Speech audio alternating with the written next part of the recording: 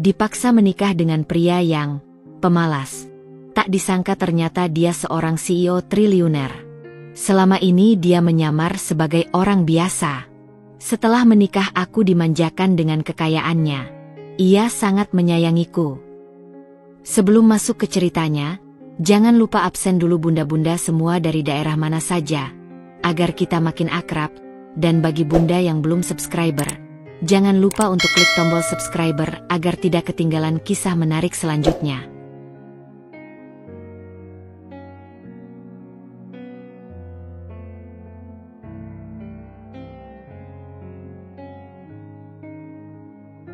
Udara di butik Citra selalu berbau kopi tubruk, pensil arang, dan kain sifon yang baru disetrika. Di usianya yang menginjak 26 tahun, Citra Adara sudah mengukir namanya di kalangan butik-butik independen Jakarta.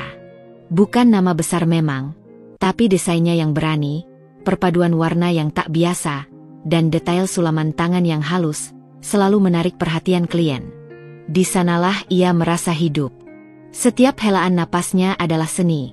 Setiap guratan pensilnya adalah manifestasi mimpinya menjadi desainer mode ternama, berdiri di panggung-panggung internasional.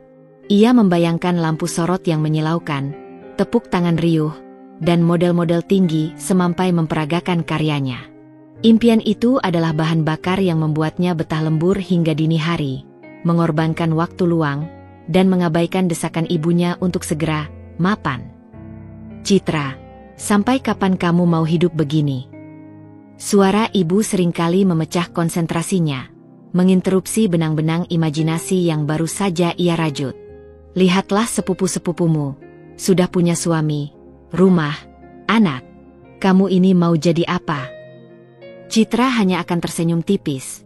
Matanya tak lepas dari sketsa gaun malam yang sedang ia kerjakan.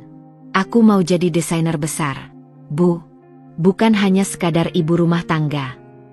Kalimat itu selalu memicu argumen yang sama, berakhir dengan Citra yang kembali ke dunianya dan ibu yang menghela napas pasrah. Mereka tahu, Citra keras kepala, dan ambisinya setinggi langit.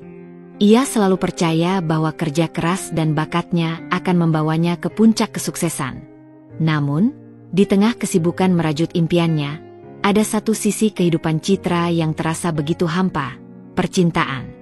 Bukan karena ia tak menarik, banyak pria mencoba mendekatinya, tapi Citra terlalu sibuk, terlalu fokus. Baginya, laki-laki hanyalah gangguan, penghalang mimpinya. Ia menginginkan pasangan yang setara, yang bisa memahami ambisinya, bahkan mungkin yang bisa membantunya meraihnya. Seseorang yang cerdas, berwibawa, dan punya visi masa depan yang jelas. Singkatnya, seseorang yang bisa membuatnya bangga, bukan sekadar pelengkap hidup. Suatu siang, saat Citra sedang memilih kain di pasar Tanah Abang, ponselnya berdering. Nama Ibu muncul di layar. Biasanya, ia akan mengabaikan panggilan itu, tahu betul apa yang akan dibahas. Tapi kali ini, ada firasat aneh. Suara ibu di seberang sana terdengar lirih, nyaris putus asa. Citra, kita punya masalah besar. Jantung Citra mencelos. Ini bukan lagi soal desakan menikah. Ini sesuatu yang lebih serius. Ada nada keputusasaan yang belum pernah ia dengar sebelumnya dari ibunya. Sejak saat itu, aroma kopi di butiknya terasa pahit, guratan pensilnya menjadi ragu, dan impian besarnya terasa seperti gelembung sabun yang siap pecah kapan saja. Ia tidak tahu apa yang akan terjadi, tapi ia merasakan sebuah badai besar sedang mendekat, dan badai itu akan mengubah segalanya. Citra tiba di rumah dengan langkah gontai, seolah setiap pijakannya membawa beban ribuan ton. Jantungnya berdebar tak karuan, iramanya lebih seperti genderang perang daripada detak normal. Suasana di ruang tamu terasa begitu pekat, syarat ketegangan yang bisa dihirup. Ayah duduk termangu di sofa favoritnya, wajahnya keruh bagai langit mendung sebelum badai. Di sebelahnya, ibu menatap Citra dengan mata sembab dan merah, sisa-sisa tangis yang baru usai. Di hadapan mereka, duduklah sepasang suami istri yang asing bagi Citra. Sang pria, yang belakangan diketahui bernama Tuan Danu, mengenakan batik sutra yang mewah, motifnya rumit dan warnanya gelap, memancarkan aura otoritas. Sorot matanya tajam, mengamati Citra dari ujung rambut hingga kaki, tatapan yang membuat nyali Citra sedikit ciut, seolah ia sedang diaudit. Di samping Tuan Danu, seorang perempuan yang memperkenalkan diri sebagai Nyonya Ratna, istri Tuan Danu, bergaun mahal dengan tas Hermes berwarna mencolok di pangkuannya. Nyonya Ratna tidak tersenyum. Sebaliknya, ia menatap Citra dengan tatapan menilai, nyaris mencemooh, seolah Citra adalah barang dagangan yang kualitasnya dipertanyakan. "Citra, duduklah," kata ayah dengan suara serak, jauh dari nada tegasnya yang biasa. Tangannya menunjuk sofa kosong di seberangnya, seolah tak punya tenaga untuk berbuat lebih. Citra duduk perlahan. Otaknya bekerja keras mencoba membaca situasi yang mencekam ini. "Ada apa, Bu? Ayah?" tanyanya. Suaranya lebih seperti bisikan karena tenggorokannya terasa tercekat. Ibu menatap Tuan Danu sejenak, tatapan penuh rasa takut dan hormat, sebelum kembali ke Citra. Ini Tuan Danu," kata ibu terbata, seolah kata-kata itu sulit keluar dari kerongkongannya. "Dan ini Nyonya Ratna, istrinya." Citra mengangguk sopan, meski batinnya dipenuhi rasa penasaran yang menusuk dan ketakutan yang merayap dingin. Tuan Danu tersenyum tipis, senyum yang sama sekali tidak menenangkan, justru terasa seperti seringai pemangsa. "Jadi ini Citra, ya? Cantik, sesuai yang diceritakan," ucapnya datar, tanpa emosi yang jelas. Nyonya Ratna hanya mendengus pelan, seolah tidak setuju atau merasa geli dengan pujian itu. Lalu, ayah mulai menjelaskan, suaranya dipenuhi rasa malu, penyesalan, dan putus asa yang mendalam. Cerita itu mengalir seperti air bah, membawa serta memori-memori yang selama ini terkubur dalam-dalam, sebuah beban yang ternyata sudah ada jauh sebelum Citra lahir. Keluarga Citra, ternyata, memiliki hutang budi yang sangat besar kepada keluarga Tuan Danu. Bukan hanya hutang uang, melainkan hutang nyawa dan kehormatan dalam bisnis. Dulu, kakek Citra pernah diselamatkan dari kebangkrutan total, bahkan dari ancaman kriminal yang bisa saja merenggut segalanya, oleh kakek Tuan Danu. Sebagai imbalannya, ada sebuah janji yang tak tertulis, sebuah kesepakatan kuno yang diwariskan turun-temurun, sebuah ikatan kekerabatan melalui pernikahan. Selama ini, janji itu tak pernah ditagih, seolah terlupakan dan hanya menjadi bagian dari dongeng keluarga. Namun, takdir punya rencana lain. Krisis finansial parah yang melanda perusahaan Tuan Danu baru-baru ini, akibat kesalahan investasi yang sangat besar dan kebangkrutan beberapa rekan bisnis, membuat mereka terpaksa mencari jalan keluar. Mereka butuh penyelamat, dan janji kuno itu tiba-tiba menjadi kartu penyelamat terakhir mereka. Tuan Danu membutuhkan aliran dana segar, aliran likuiditas yang bisa menarik perusahaannya dari jurang kehancuran. Dan ia melihat potensi itu pada aset keluarga Citra yang belum digadaikan, sebidang tanah warisan yang nilainya kini melambung tinggi, yang selama ini mereka simpan rapat-rapat sebagai cadangan terakhir. Tapi itu tidak gratis. Janji kuno itu harus ditepati. Sekarang, putra kami, Satria, Tuan Danu memulai, suaranya penuh otoritas yang tak terbantahkan. "Sudah waktunya dia menikah. Dan kami ingin dia menikah denganmu, Citra." Seketika itu, dunia Citra seolah berhenti berputar. Suara di sekelilingnya meredup, hanya menyisakan dengungan di telinganya. Kata-kata itu menghantamnya seperti palu godam, menghancurkan fondasi impiannya. Menikah? Dengan siapa? Ia bahkan tidak mengenal putra Tuan Danu. Ini gila. Ini abad ke-21, bukan zaman Siti Nurbaya.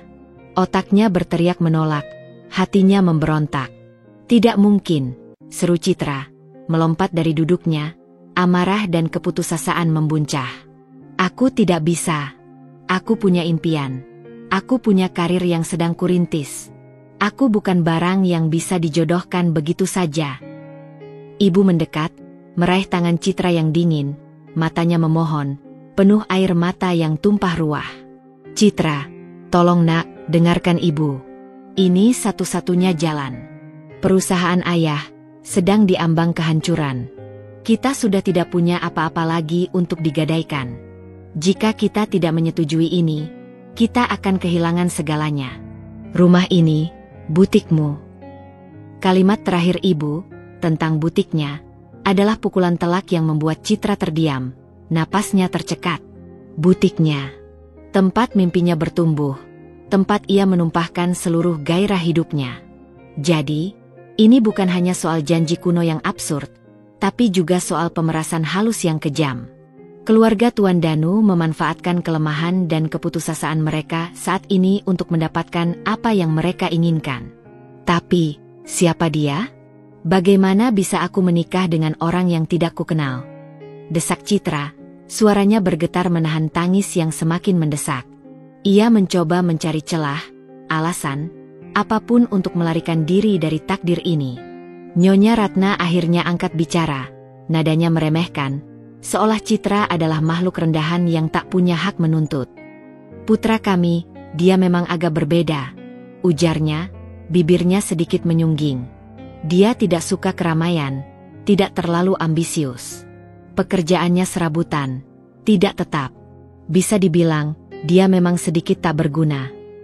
Kata, tak berguna, itu diucapkan dengan penekanan yang menusuk, seolah ingin memastikan Citra tahu betapa rendahnya calon suaminya itu, dan betapa tak beruntungnya ia. Hati Citra mencelos untuk kedua kalinya, kali ini lebih dalam. Pria, tak berguna? Impiannya hancur berkeping-keping di kakinya, lebih cepat dari yang ia duga. Ia membayangkan masa depannya yang suram, terperangkap dalam sangkar emas tanpa cinta, dengan pria yang bahkan tidak bisa ia banggakan di depan teman-temannya, apalagi di depan cermin. Ini bukan hanya tentang menyelamatkan keluarga, tapi juga tentang mengubur seluruh cita-citanya hidup-hidup, mengubur dirinya sendiri. Air mata yang selama ini ia tahan dengan sekuat tenaga, akhirnya luruh, mengalir membasahi pipinya yang dingin. Ia merasa seperti boneka yang tak punya pilihan, tak punya suara. Nasibnya ditentukan oleh hutang masa lalu dan kepentingan orang lain. Beberapa hari setelah pertemuan mengerikan di ruang tamu, suasana di rumah Citra terasa seperti kuburan yang baru digali. Dingin, sunyi, dan penuh duka. Ibu dan ayah berjalan dengan kepala tertunduk, seolah menanggung beban dosa yang tak termaafkan. Sorot mata mereka kosong dan penuh penyesalan setiap kali berpapasan dengan Citra. Citra sendiri mengurung diri di butiknya, membiarkan sketsa-sketsa yang dulu memberinya semangat, kini berserakan tak tersentuh di meja kerjanya. Tumpukan kain impor yang dulu begitu menarik perhatiannya, kini terlihat tak lebih dari sekumpulan serat mati. Aroma kopi pun terasa hambar, tak mampu lagi membangkitkan gairahnya untuk berkreasi. Setiap tarikan napas terasa berat, dipenuhi pertanyaan-pertanyaan tanpa jawaban yang menusuk benaknya. Bagaimana ia bisa hidup dengan pria yang bahkan belum ia kenal, yang dicap tak berguna oleh keluarganya sendiri? Bagaimana mungkin ia mengubur seluruh mimpinya demi janji kuno yang bahkan bukan tanggung jawabnya? Ketakutannya mencapai puncaknya ketika ibu masuk ke butik suatu sore. Wajahnya murung, lebih pucat dari biasanya. "Nak, mereka ingin kita bertemu dengan Satria," bisiknya, suaranya nyaris tak terdengar, seolah takut mengganggu kesunyian yang mencekam. Jantung Citra mencelos. Ini dia, momen yang paling ia takuti, momen di mana takdirnya akan diperlihatkan secara nyata. Ia mencoba mencari alasan, apapun, mulai dari alasan sibuk hingga sakit mendadak, tapi tatapan memohon yang putus asa dari ibunya melumpuhkan semua keberaniannya untuk menolak. Pada akhirnya, ia hanya bisa mengangguk pasrah, bibirnya bergetar menahan luapan emosi yang siap meledak. Ia tahu, menolak berarti menjerumuskan orang tuanya lebih dalam ke jurang kehancuran. Pertemuan itu diadakan di sebuah kafe kecil yang agak tersembunyi, jauh dari keramaian pusat kota. Tuan Danu dan Nyonya Ratna sudah duduk manis di sudut yang agak privat, terlihat berkuasa dan angkuh seperti biasa, seolah mereka adalah bangsawan yang sedang menunggu rakyat jelata. Citra datang bersama kedua orang tuanya, perasaannya campur aduk antara cemas yang menggerogoti, marah yang membara, dan sedikit rasa ingin tahu yang aneh. Ingin tahu seperti apa sosok pria yang akan mengubur impiannya hidup-hidup. Tak lama kemudian, seorang pria masuk ke kafe. Citra melirik sekilas, dan seketika ia tahu, Inilah orangnya. Penampilannya sangat biasa, nyaris invisible, tak ada aura sama sekali. Ia mengenakan kaos polos berwarna abu-abu yang sedikit lusuh, celana jeans belel yang warnanya sudah pudar, dan sepatu kets yang terlihat sudah lama tak dicuci. Bahkan ada sedikit noda tanah kering di bagian depannya. Rambutnya agak berantakan, seolah baru bangun tidur atau tidak sempat menyisirnya. Ia membawa ransel tua berwarna gelap yang terlihat kebesaran di punggungnya, seolah berisi beban yang terlalu berat. Posturnya sedikit bungkuk, langkahnya agak canggung, seperti orang yang tidak terbiasa berada di tempat umum atau tidak yakin dengan keberadaannya sendiri. Pria itu menyapu pandangan ke sekeliling, dan ketika matanya bertemu dengan tatapan Citra, ia tersenyum tipis, senyum yang entah mengapa terlihat polos, atau justru kosong, tanpa ekspresi yang berarti. "Nah, ini dia Satria," kata Tuan Danu dengan nada yang terdengar lebih seperti pernyataan fakta dingin daripada sebuah perkenalan hangat. Nyonya Ratna hanya mendengus pelan, menatap putranya dengan pandangan yang sulit diartikan, campuran rasa kasihan dan frustrasi, seolah putranya adalah kekecewaan besar baginya. Satria. Nama itu kini punya wujud yang jauh dari bayangan Citra. Citra mengamati Satria lebih dekat. Wajahnya biasa saja, tidak tampan memesona, tidak pula jelek yang mencolok. Ada lingkaran hitam samar di bawah matanya, seolah ia sering kurang tidur atau selalu memikul beban pikiran. Matanya terlihat lelah, tapi ada sesuatu di dalamnya yang tak bisa Citra definisikan. Sesuatu yang tersembunyi, di balik lapisan kelelahan itu, sebuah kilatan samar yang nyaris tak terlihat. Mereka duduk berhadapan. Suasana canggung menyelimuti meja, terasa lebih berat dari biasanya. Tuan Danu dan Nyonya Ratna mendominasi percakapan, berbicara tentang masa depan keluarga, kewajiban yang harus dipenuhi, dan penyatuan dua keluarga, dengan nada yang dingin dan penuh perhitungan, seolah sedang membahas merger perusahaan. Citra dan Satria hanya diam, menjadi penonton pasif dalam drama yang melibatkan nasib mereka. Citra sibuk dengan pikirannya sendiri, meratapi nasib buruk yang menimpanya, membayangkan butiknya akan gulung tikar dan impiannya terkubur. Satria, di sisi lain, sesekali melirik Citra, lalu menunduk, entah karena malu, tidak tertarik, atau memang sedang menyembunyikan sesuatu. Ia tampak sangat tidak nyaman, sering menggaruk belakang lehernya, menggeser-geser kursinya, atau memainkan remah kue di meja. Satria ini memang agak pemalu, Nyonya Ratna menjelaskan, nadanya seperti meminta maaf tapi juga mengandung cemooh terang-terangan.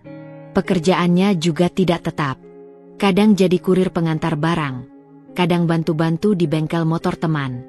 Pokoknya apa saja yang penting ada pemasukan, ya kan, Satria? Kalimat terakhir itu dilontarkan dengan nada yang seolah ingin Satria membenarkan, namun lebih terdengar seperti sindiran. Citra merasa hatinya semakin mencelos. Kurir? Montir? Ini benar-benar jauh dari pria ideal yang ia impikan. Pria yang di mata keluarganya sendiri saja sudah dicap tak berguna. Bagaimana ia akan menjelaskan ini kepada teman-temannya yang selalu membanggakan pasangan mereka? Bagaimana ia akan membangun masa depan yang cerah dengan pria seperti ini, yang bahkan tidak punya ambisi yang jelas? Semua impian tentang karir gemilang, hidup mandiri, pernikahan yang didasari cinta, dan pasangan yang bisa dibanggakan, terasa runtuh berkeping-keping menjadi debu. Selama pertemuan singkat yang terasa seperti berjam-jam itu, Satria hampir tidak berbicara sepatah kata pun. Ia hanya menjawab, iya, atau tidak, dengan suara pelan jika ditanya langsung oleh orang tuanya, atau mengeluarkan gumaman yang tak jelas. Ia tidak menatap Citra secara langsung, hanya sesekali mencuri pandang, lalu buru-buru mengalihkan tatapannya ke cangkir kopi di hadapannya. Citra merasa seperti sedang dijodohkan dengan sebuah bayangan, sebuah patung hidup yang tak punya suara dan gairah. Pria ini terasa begitu asing, begitu jauh, dan yang lebih parah, begitu tidak bersemangat untuk masa depannya sendiri. Ketika pertemuan berakhir, Citra pamit dengan kaku, nyaris tanpa kontak mata. Satria hanya mengangguk kecil, tanpa ada sentuhan tangan atau senyum hangat. Tidak ada kontak fisik, tidak ada janji untuk bertemu lagi, Hanya janji paksa yang mengikat mereka dalam sebuah ikatan yang tak diinginkan. Di perjalanan pulang, Citra hanya bisa menatap keluar jendela mobil. Matanya nanar. Langit senja yang seharusnya indah dengan gradasi jingga dan ungu, kini terasa kelabu, mencerminkan isi hatinya. Ia merasa seperti burung yang sayapnya baru saja dipatahkan secara paksa, dipaksa untuk tinggal di sangkar yang tak diinginkannya, tanpa harapan untuk terbang bebas lagi. Bayangan masa depan yang suram membentang di hadapannya. Tak ada lagi warna, hanya kegelapan yang pekat, seolah tak ada jalan keluar dari labirin takdir ini. Hari-hari berikutnya terasa seperti cengkeraman neraka bagi Citra.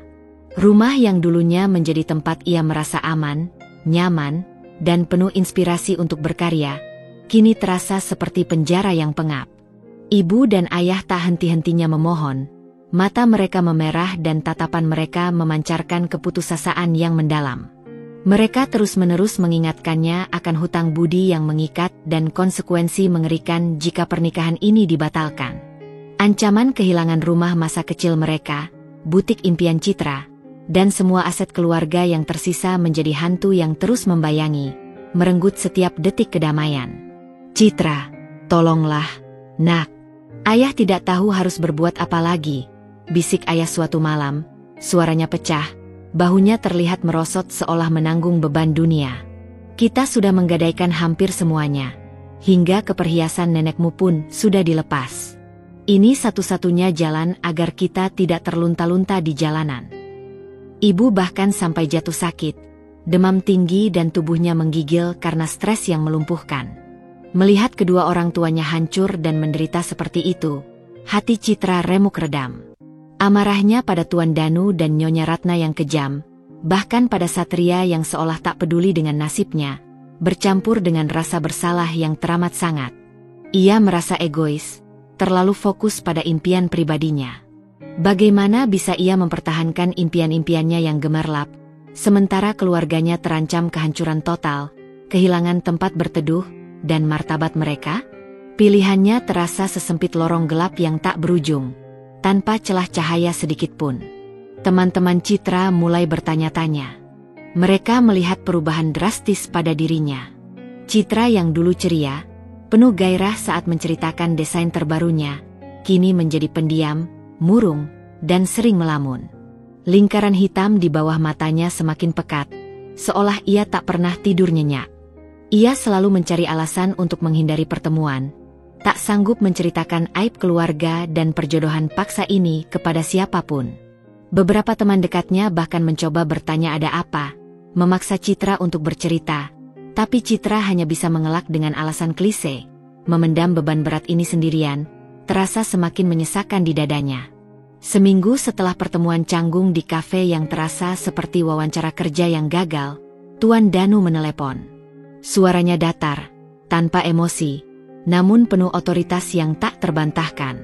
Ia menetapkan tanggal pertunangan, hanya seminggu dari sekarang. Tidak ada basa-basi, tidak ada pertanyaan apakah Citra setuju atau tidak. Ini adalah perintah, sebuah ultimatum dingin yang harus dilaksanakan. Pertunangan itu berlangsung sunyi, jauh sekali dari kesan meriah, hangat, dan penuh cinta yang seharusnya ada. Diadakan di sebuah restoran mewah nan megah yang sengaja disewa khusus oleh keluarga Satria. Citra merasa seperti boneka pajangan yang tak bernyawa. Ia mengenakan kebaya putih gading yang dipilihkan ibunya, wajahnya dipulas riasan tipis dan elegan oleh penata rias profesional. Namun matanya kosong, tak memancarkan kebahagiaan sedikitpun. Senyumnya terasa kaku, dipaksakan. Keluarga Citra datang dengan wajah tegang dan kaku. Sesekali melirik Tuan Danu dan Nyonya Ratna yang duduk di meja utama, tersenyum puas dan merasa memegang kendali penuh.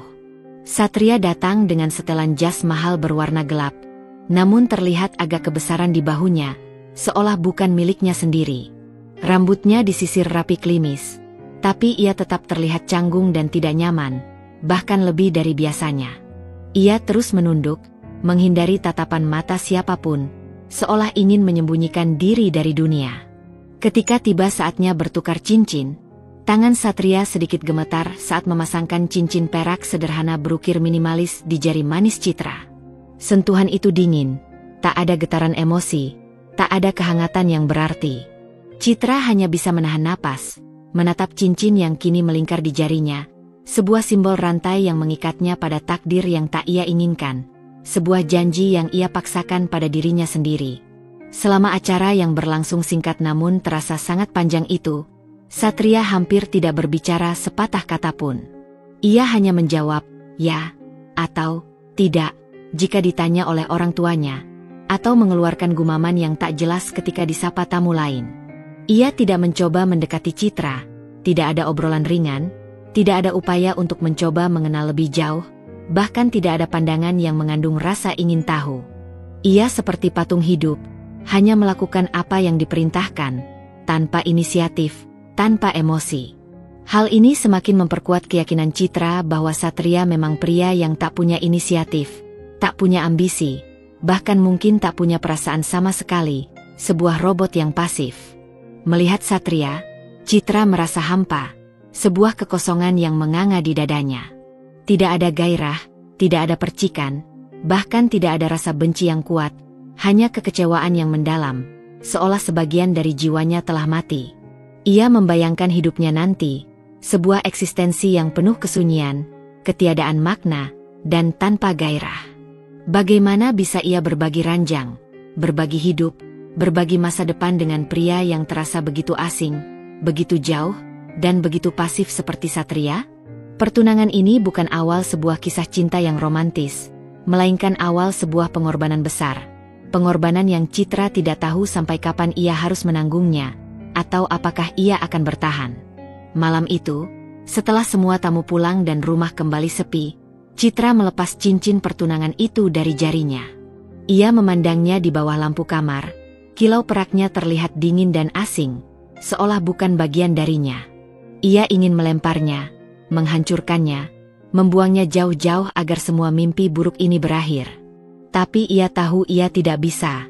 Cincin itu adalah kunci bagi kelangsungan hidup keluarganya. Sebuah pengorbanan yang harus ia lakukan. Dengan berat hati, ia memakainya lagi, dan berbaring di tempat tidur, mencoba memejamkan mata, berharap semua ini hanyalah mimpi buruk yang akan segera berakhir saat ia terbangun. Namun, ia tahu, dengan kesadaran yang pahit, ini adalah kenyataan pahit yang baru saja dimulai, dan ia harus menghadapinya, entah bagaimana caranya. Hari pernikahan tiba, menyelimuti Citra dalam kabut ironi yang menyesakkan. Di hari yang seharusnya menjadi salah satu yang paling bahagia, penuh cinta, dan diimpikan setiap perempuan, Citra justru merasa seperti sedang menghadiri pemakamannya sendiri.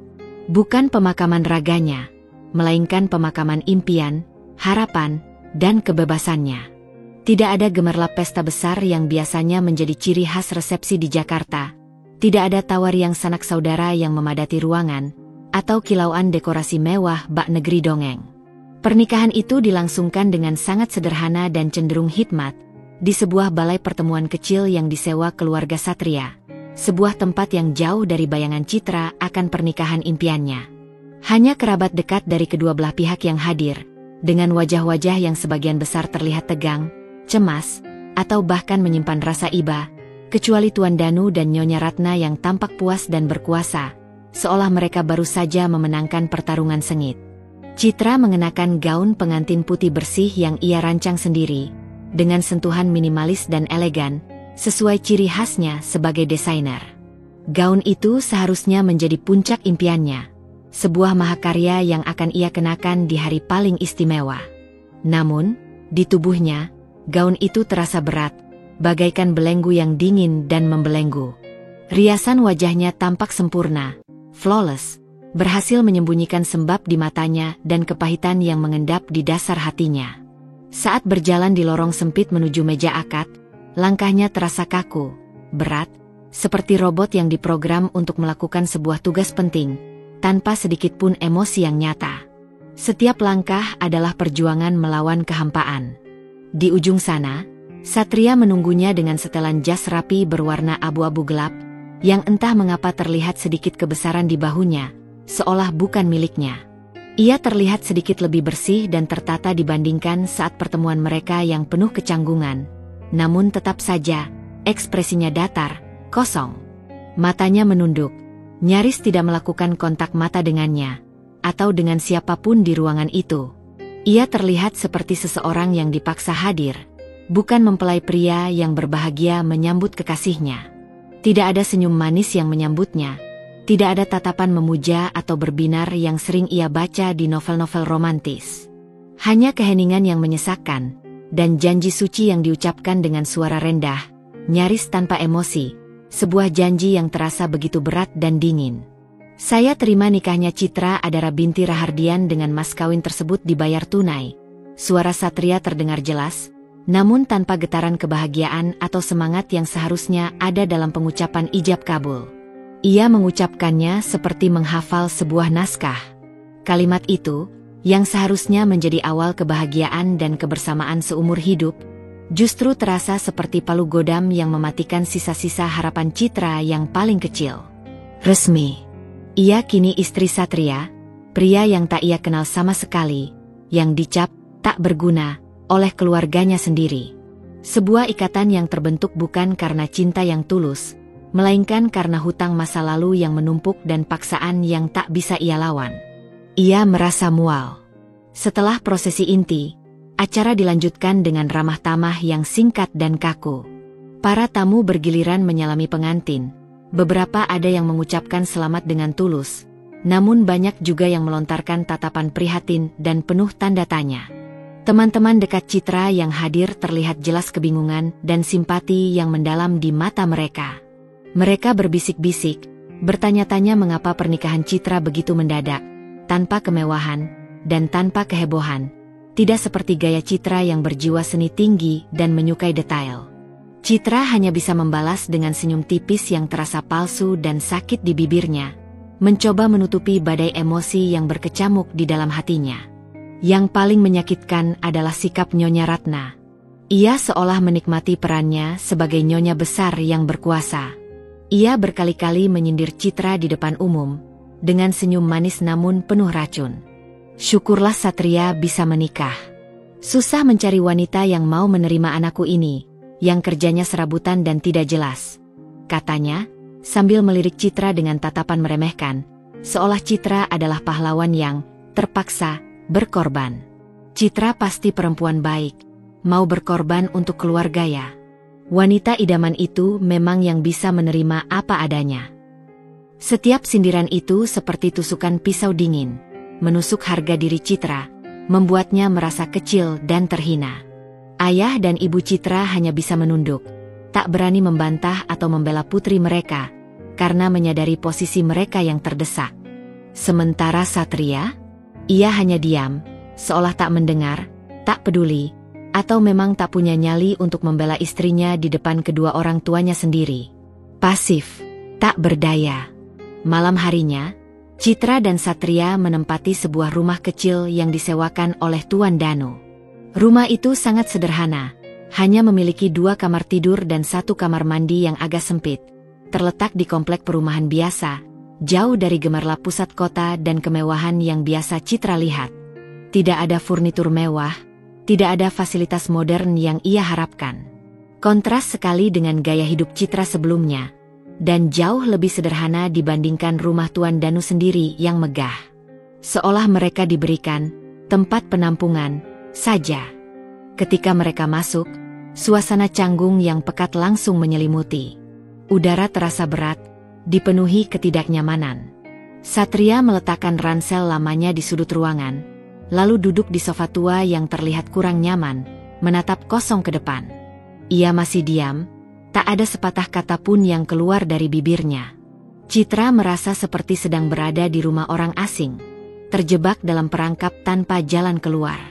Ia melihat sekeliling, mencoba mencari celah untuk memulai percakapan.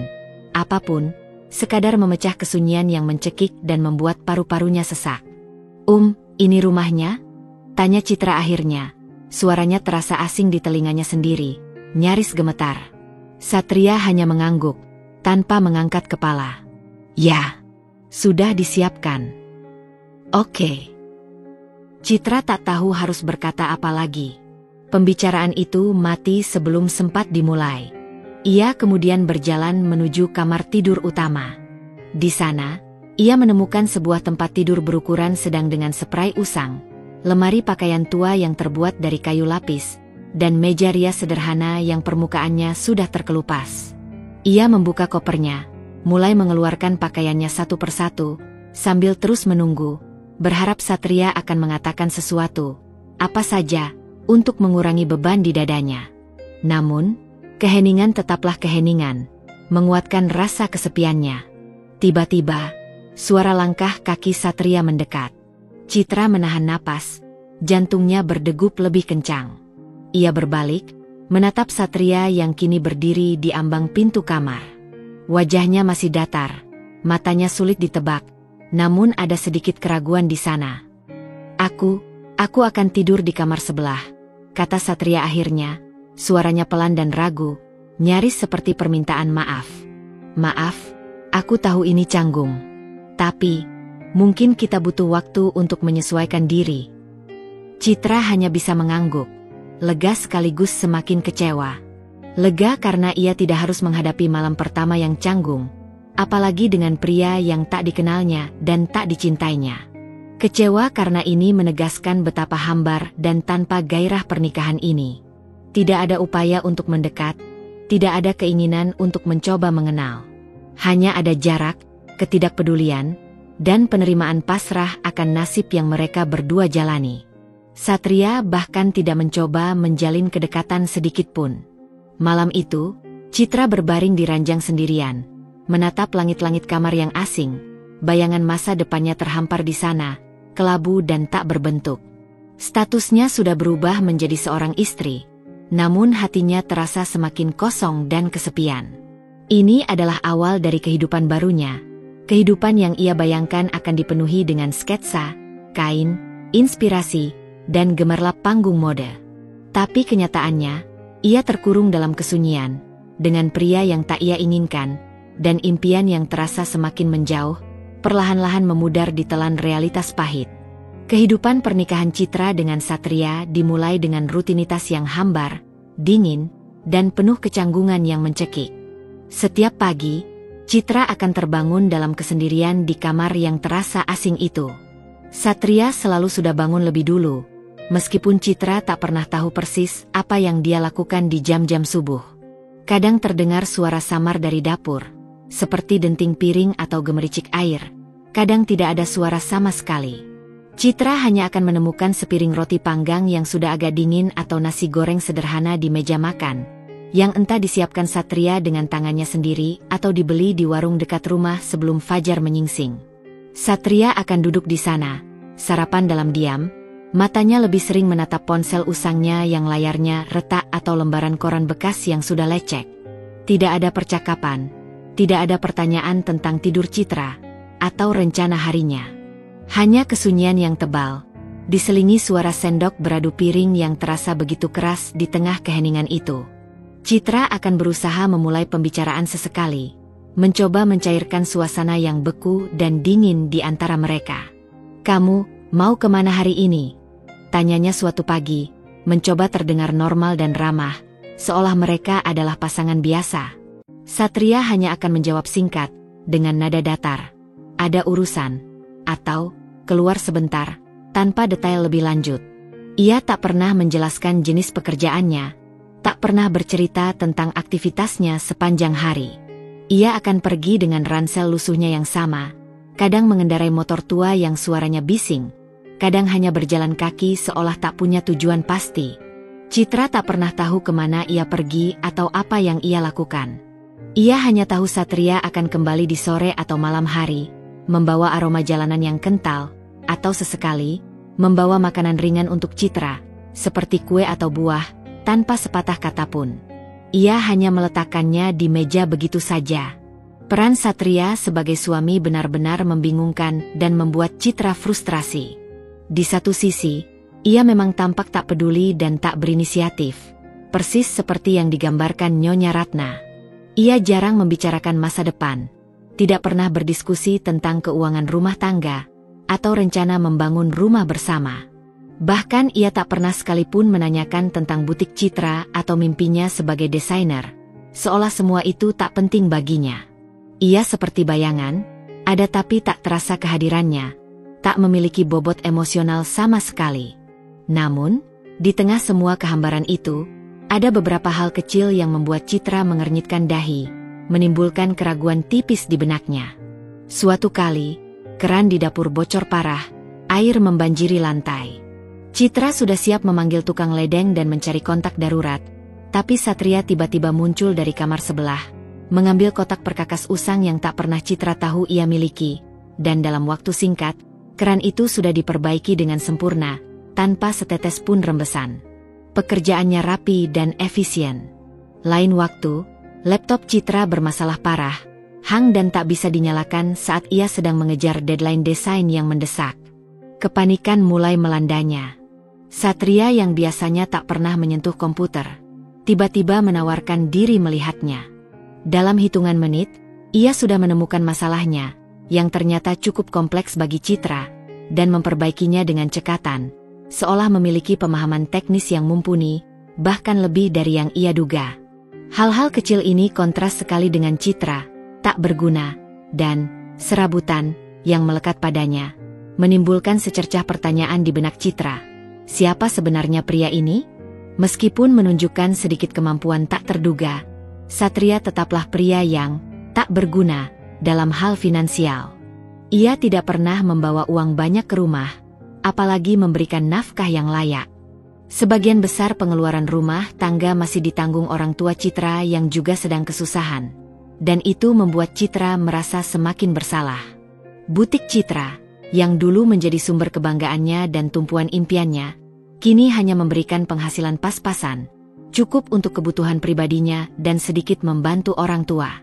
Ia tak bisa lagi fokus sepenuhnya pada butiknya karena pikiran dan energinya terkuras oleh situasi rumah tangganya yang penuh tekanan, rasa malu, dan frustrasi. Inspirasinya seolah mengering.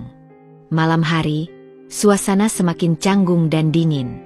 Mereka akan makan malam dalam diam, dengan hanya suara kunyahan yang terdengar. Setelah itu, Satria akan duduk di sofa menonton televisi tanpa suara obrolan, hanya menatap layar kosong, dan kemudian pergi tidur di kamar terpisah. Satria tak pernah mencoba mendekati Citra, apalagi menyentuhnya atau sekadar mengajaknya bicara dari hati ke hati.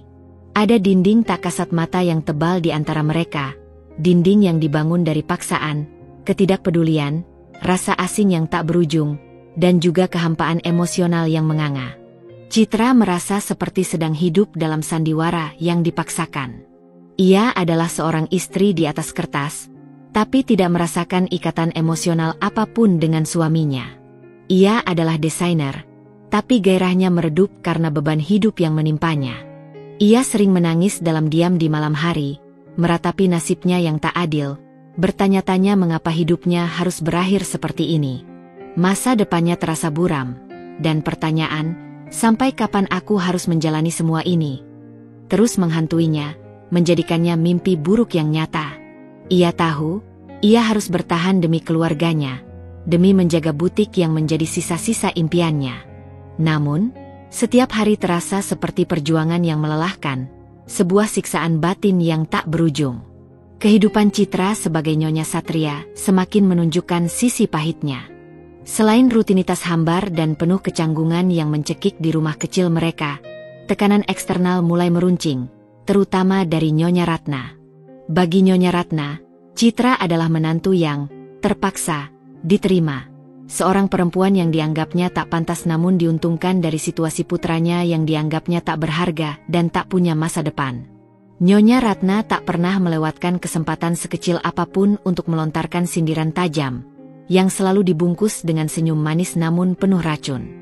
Kunjungan rutin setiap akhir pekan ke rumah Tuan Danu dan Nyonya Ratna menjadi siksaan batin yang tak terhindarkan bagi Citra. Setiap kali itu pula Citra harus menelan pil pahit, merasakan harga dirinya diinjak-injak secara halus. Nyonya Ratna akan selalu menemukan celah, bahkan menciptakan celah, untuk meremehkannya. Citra, kenapa butikmu tidak terlalu ramai? Bukankah desainer itu harus punya banyak klien dan omset besar? Tanyanya suatu kali, saat Citra mencoba menjelaskan progres desain terbarunya yang sebenarnya cukup menjanjikan. Kalau begini terus, bagaimana kalian mau punya masa depan? Satria kan begitu adanya. Kamu yang harusnya lebih giat dan pintar mencari uang. Kalimat-kalimat itu disampaikannya dengan nada lembut, seolah memberi nasihat, namun ekspresi wajahnya jelas menunjukkan ejekan. Sindiran itu selalu dilontarkan dengan senyum manis dan nada lembut, membuat Citra tak bisa membalas atau melawan. Ia merasa seperti pecundang yang tak punya suara, diikat oleh etika dan rasa hormat yang ia paksakan pada dirinya. Terlebih lagi, Nyonya Ratna sering membandingkannya dengan menantu teman-temannya yang lain, yang konon suaminya lebih sukses dengan jabatan mentereng, dan istrinya lebih bisa menghasilkan uang dengan bisnis besar. Di mata Nyonya Ratna, pernikahan ini adalah sebuah kebaikan hati yang luar biasa dari pihak mereka, dan Citra harusnya bersujud syukur karena telah diselamatkan dari kehancuran keluarganya, sekaligus mendapatkan seorang suami, meskipun tak berguna. Yang paling membuat Citra sakit hati dan tak tertahankan adalah saat Satria sama sekali tidak menunjukkan reaksi apapun. Ia akan duduk diam, menunduk, entah sibuk dengan ponsel usangnya atau pandangannya menerawang jauh keluar jendela. Tidak ada pembelaan, tidak ada tatapan mendukung, bahkan tidak ada kerutan di dahinya yang menandakan ketidaksetujuan atau empati. Sikap pasif Satria ini membuat Citra merasa sendirian, tak berdaya, dan tak berarti. Apakah Satria memang setuju dengan ibunya? Atau ia terlalu takut untuk melawan dan membela istrinya sendiri? Pertanyaan itu terus menggerogoti benaknya, menambah beban di hatinya. Suatu malam, setelah pulang dari rumah mertuanya dengan hati yang remuk redam dan harga diri yang tercabik-cabik, Citra tak bisa menahan diri lagi. Emosinya memuncak, siap meledak. Ia melepas sepatunya dengan kasar, melemparkan tas tangannya ke sofa ruang tamu, menimbulkan bunyi gedebuk yang lumayan keras. Satria yang sedang duduk di ruang tamu, entah sedang apa dengan ponselnya, hanya menoleh sekilas, matanya datar, tanpa ekspresi. Bisakah kamu setidaknya menunjukkan sedikit saja bahwa kamu peduli? Sembur Citra, suaranya bergetar menahan amarah dan air mata yang sudah di ujung mata. Wajahnya memerah padam. Satria menatapnya, ekspresinya masih datar, tak menunjukkan keterkejutan atau rasa bersalah. Peduli apa? Tanyanya pelan, nadanya tenang, yang justru semakin memprovokasi kemarahan Citra. Peduli dengan apa yang dikatakan ibumu. Dia terus-menerus meremehkanku, menyindir butikku, seolah aku ini beban. Seolah aku ini tidak becus mencari uang. Dan kamu? Kamu hanya duduk diam. Kamu tidak pernah membela aku. Bahkan tidak sekalipun. Citra meluapkan semua frustrasi yang selama ini ia pendam, semua kepahitan yang ia telan. Kata-kata itu meluncur deras, disertai air mata yang akhirnya tumpah ruah, membasahi pipinya. Satria bangkit dari duduknya. Ia berjalan mendekat ke arah Citra, langkahnya pelan, tatapannya masih sulit dibaca, namun ada perubahan samar di sana. Lalu aku harus bagaimana? Tanyanya, suaranya kini naik 1 oktav, ada nada frustrasi yang samar di dalamnya, namun masih terdengar tenang. Melawan orang tuaku? Kamu tahu posisi kita. Kamu tahu kondisi keluarga kita berdua. Posisi apa? Posisi sebagai istri yang dijadikan tameng untuk menutupi hutang piutang keluarga kalian? Posisi sebagai pria yang bahkan tidak punya nyali untuk membela istrinya sendiri dari sindiran ibumu. Aku mengorbankan impianku. Aku menikah denganmu demi keluargaku. Demi menyelamatkan mereka. Setidaknya hargai sedikit pengorbananku itu. Teriak Citra, tak peduli lagi suaranya meninggi dan parau karena amarah. Ia menunjuk dadanya sendiri, air mata terus mengalir. Satria terdiam. Ia menatap Citra lurus-lurus, dan untuk pertama kalinya, Citra melihat sedikit emosi di matanya. Entah itu kejutan, kekesalan, atau mungkin sedikit rasa sakit yang tersembunyi. Aku tidak memintamu menikah denganku, katanya, suaranya kini terdengar lebih jelas, ada nada terluka yang samar di sana. Kamu tahu itu semua bukan keinginanku juga. Aku juga terjebak dalam situasi ini. Kalimat itu bagai tamparan keras bagi Citra. Ia membeku.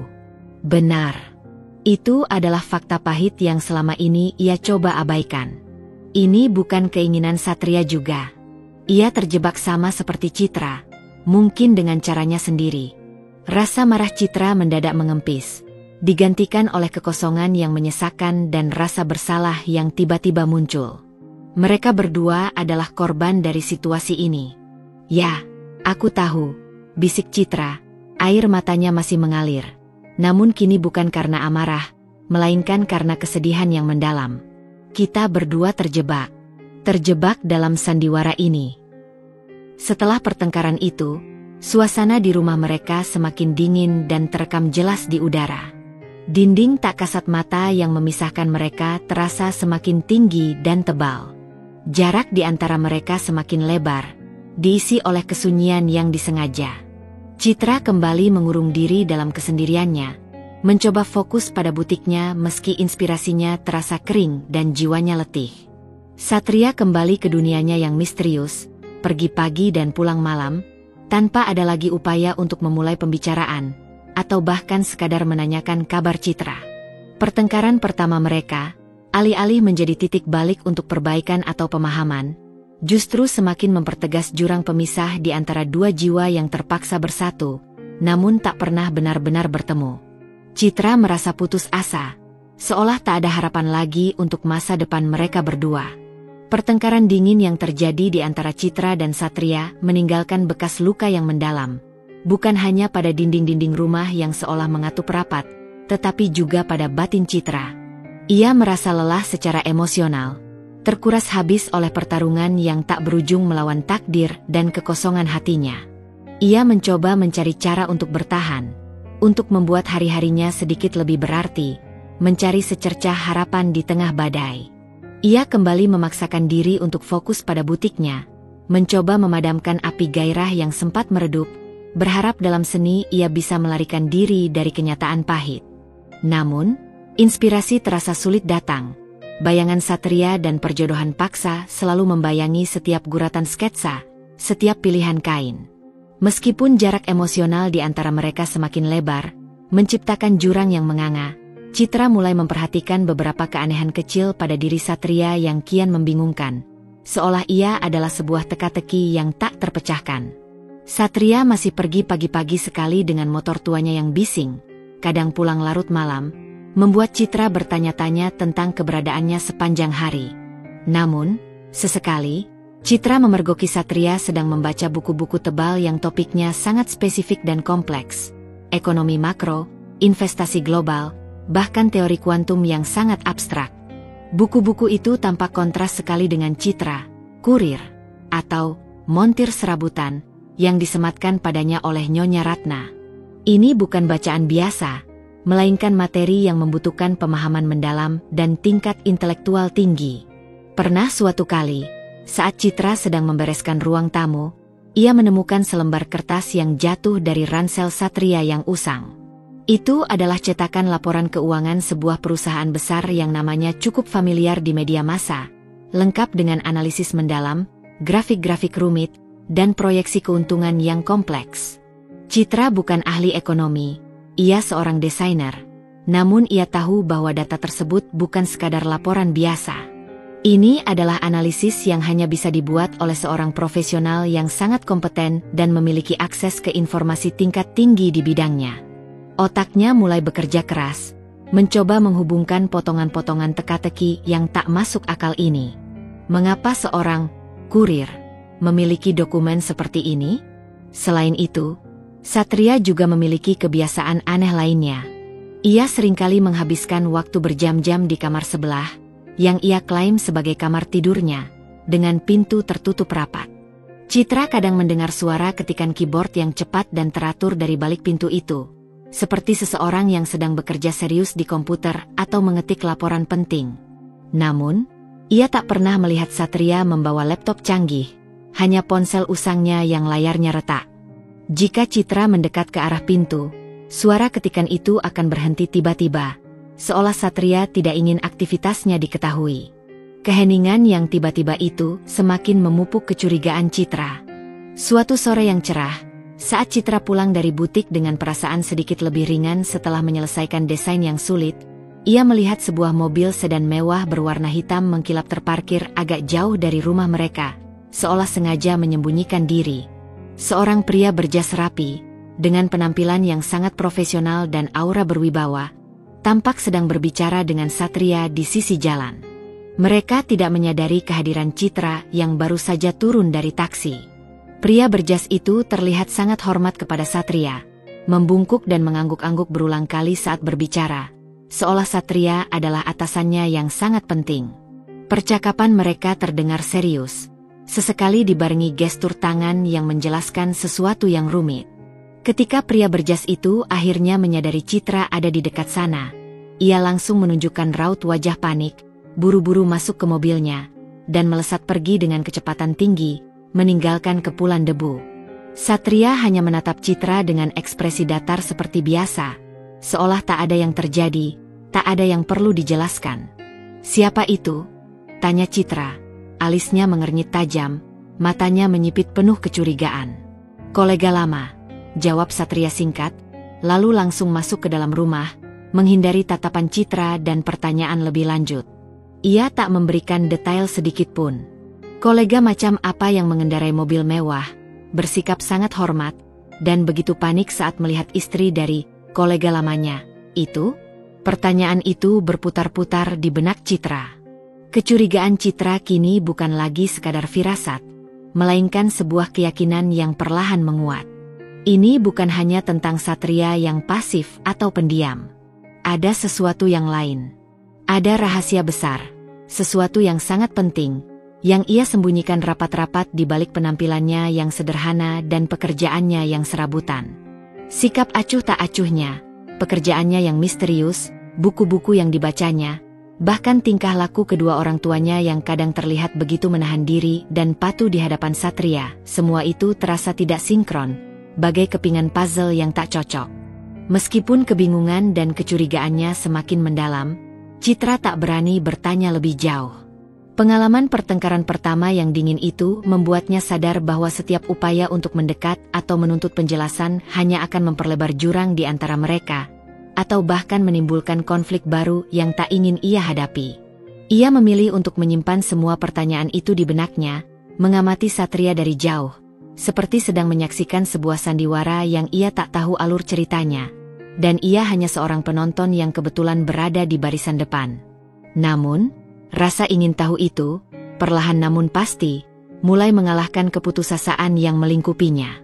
Ada percikan kecil harapan, atau setidaknya intrik, yang membuatnya penasaran.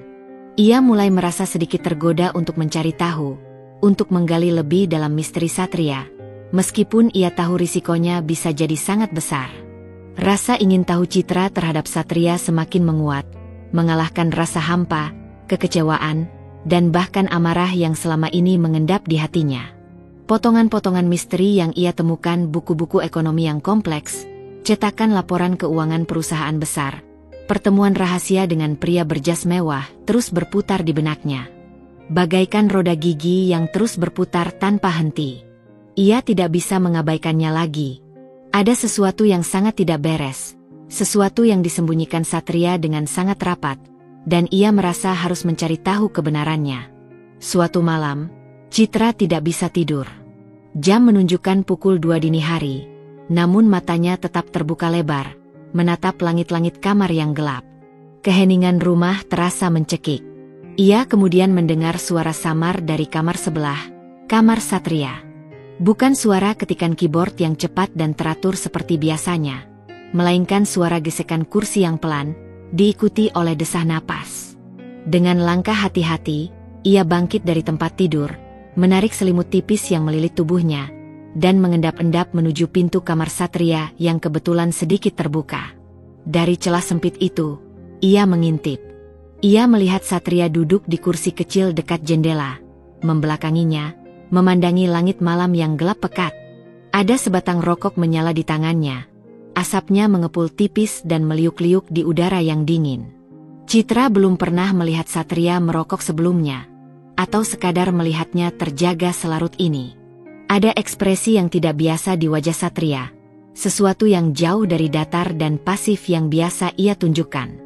Ada guratan kelelahan yang nyata, Ya, tapi juga ada semacam kesedihan yang mendalam, atau mungkin beban pikiran yang sangat berat. Untuk pertama kalinya, Citra melihat Satria tampak rapuh, manusiawi. Dorongan tak terduga muncul di hati Citra. Rasa ingin tahu yang membara bercampur dengan sedikit empati yang baru tumbuh, seolah ada jembatan emosional yang tiba-tiba terbentuk di antara mereka. Ia memberanikan diri. Perlahan, ia membuka pintu lebih lebar, melangkah masuk ke dalam kamar yang remang-remang itu.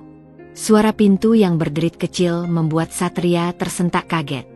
Ia menoleh dengan cepat, matanya membelalak lebar saat melihat Citra berdiri di sana, seperti hantu. Rokok di tangannya nyaris terjatuh karena terkejut. Ia buru-buru mematikannya di asbak kecil yang terbuat dari kaleng bekas. Asbak yang tak pernah Citra lihat sebelumnya di rumah itu. "Citra? Kenapa belum tidur?" tanya Satria, suaranya sedikit serak, kembali ke nada datarnya, meskipun ada sedikit gugup yang tak bisa ia sembunyikan.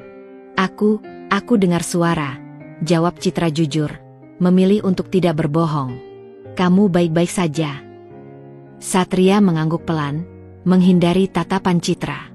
"Ya, hanya tidak bisa tidur." Citra berjalan mendekat, langkahnya pelan dan ragu. Ia kemudian duduk di tepi tempat tidur yang berjarak cukup jauh dari Satria, menciptakan batas yang tak terlihat. Keheningan kembali melingkupi mereka, namun kali ini terasa sedikit berbeda. Tidak terlalu mencekik dan dingin seperti biasanya, lebih seperti jeda yang canggung namun mengandung potensi, seperti ketenangan sebelum badai, atau justru ketenangan setelah badai. "Kamu merokok?" tanya Citra, mencoba memecah keheningan yang mulai terasa nyaman. Satria menghela napas panjang. "Kadang-kadang, kalau banyak pikiran," jawabnya. Ia menatap keluar jendela lagi, seolah mencari jawaban di kegelapan malam. "Banyak pikiran tentang apa?" Citra memberanikan diri lagi, rasa ingin tahunya semakin besar. Satria terdiam. Ia memutar-mutar korek api di tangannya, jemarinya terlihat gelisah. "Banyak hal," gumamnya. Lalu, tanpa diduga, ia melanjutkan, dengan suara yang lebih pelan, "Tentang keadaan ini. Tentang keluarga kita. Tentang kamu dan aku." Citra sedikit terkejut, namun hatinya berdesir samar. Ini adalah kali pertama Satria membahas pernikahan mereka, atau kondisi keluarga mereka, apalagi dirinya, secara sukarela dan terbuka. Ia menahan napas, menunggu setiap kata yang akan keluar dari bibir Satria. "Aku tahu ini tidak mudah bagimu, Citra," kata Satria, masih menatap keluar jendela, seolah berbicara pada bayangannya sendiri di sana. Suaranya pelan, nyaris berbisik, namun terdengar sangat tulus. "Aku minta maaf. Aku tahu aku bukan suami yang kamu harapkan. Aku juga tidak ingin semua ini terjadi." Pengakuan itu menusuk hati Citra, bukan dengan rasa sakit, melainkan dengan kehangatan aneh. Sebuah kejujuran pahit yang ia tahu selama ini, namun tak pernah ia dengar langsung dari Satria. Pengakuan ini membuatnya merasa tidak sendiri. Air matanya kembali menggenang di pelupuk mata. Kali ini bukan karena amarah atau kekecewaan, melainkan karena rasa haru yang tak terduga. "Lalu kenapa kamu tidak pernah bicara?" tanya Citra, suaranya tercekat, mencoba menahan emosi yang meluap. "Kenapa kamu selalu diam saja saat ibumu meremehkanku? Meremehkan butikku?" Satria akhirnya menoleh, menatap Citra lurus-lurus. Kali ini, matanya terlihat jelas di cahaya remang-remang, memancarkan kesedihan yang mendalam dan sebuah beban yang tak terlukiskan. "Aku tidak bisa," katanya, suaranya nyaris tak terdengar, penuh penyesalan. "Ada hal-hal yang tidak bisa aku ceritakan. Ada alasan di balik semua ini. Aku tidak bermaksud menyakitimu, Citra. Percayalah." Keheningan kembali datang. Tapi kali ini, Citra tidak merasa marah atau putus asa. Ia merasakan getaran aneh, sebuah percikan kecil dari kehangatan yang tak terduga. Satria terlihat manusiawi, rapuh, dan memikul beban yang sama seperti dirinya. Ia bukan sekadar pria pasif yang tak punya perasaan, melainkan seseorang yang juga terjebak dan mungkin menderita dalam diam. Ada sesuatu yang ia sembunyikan, sebuah rahasia yang membebani dirinya, yang membuatnya harus hidup dalam penyamaran. Malam itu, mereka tidak bicara banyak lagi. Satria tidak menjelaskan rahasianya secara gamblang, dan Citra tidak menuntut.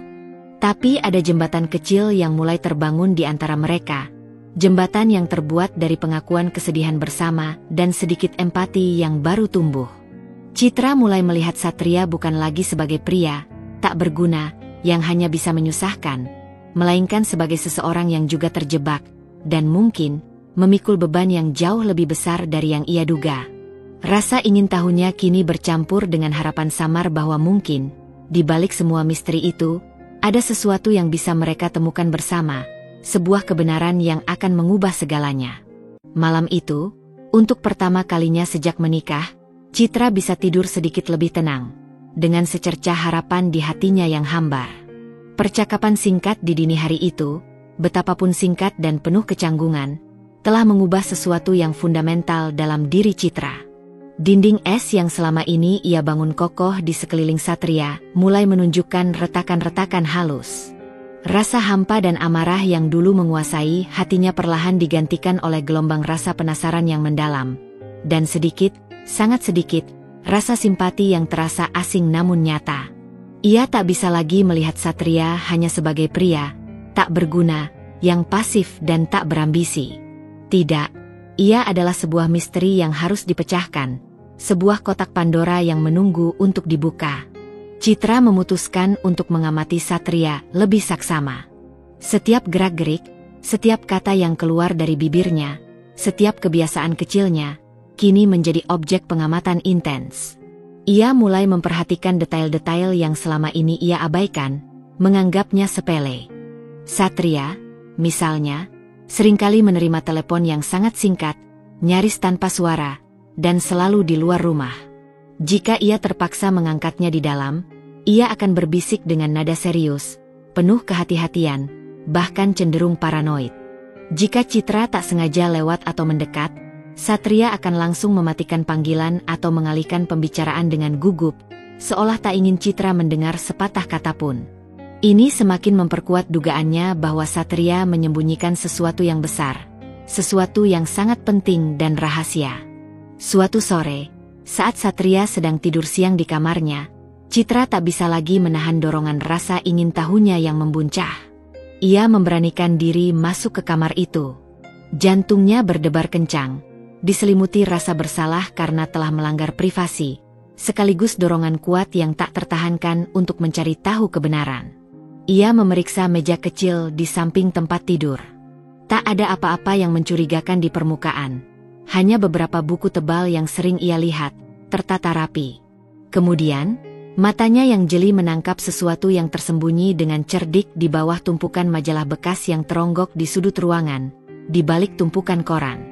Sebuah tablet tipis, modern, dan sangat canggih, yang kilaunya terlihat kontras sekali dengan kesederhanaan perabot di kamar itu, bahkan dengan ponsel usang yang selalu Satria gunakan. Tangan Citra gemetar saat ia meraih tablet itu. Sensasi dingin dari logamnya merambat ke lengannya.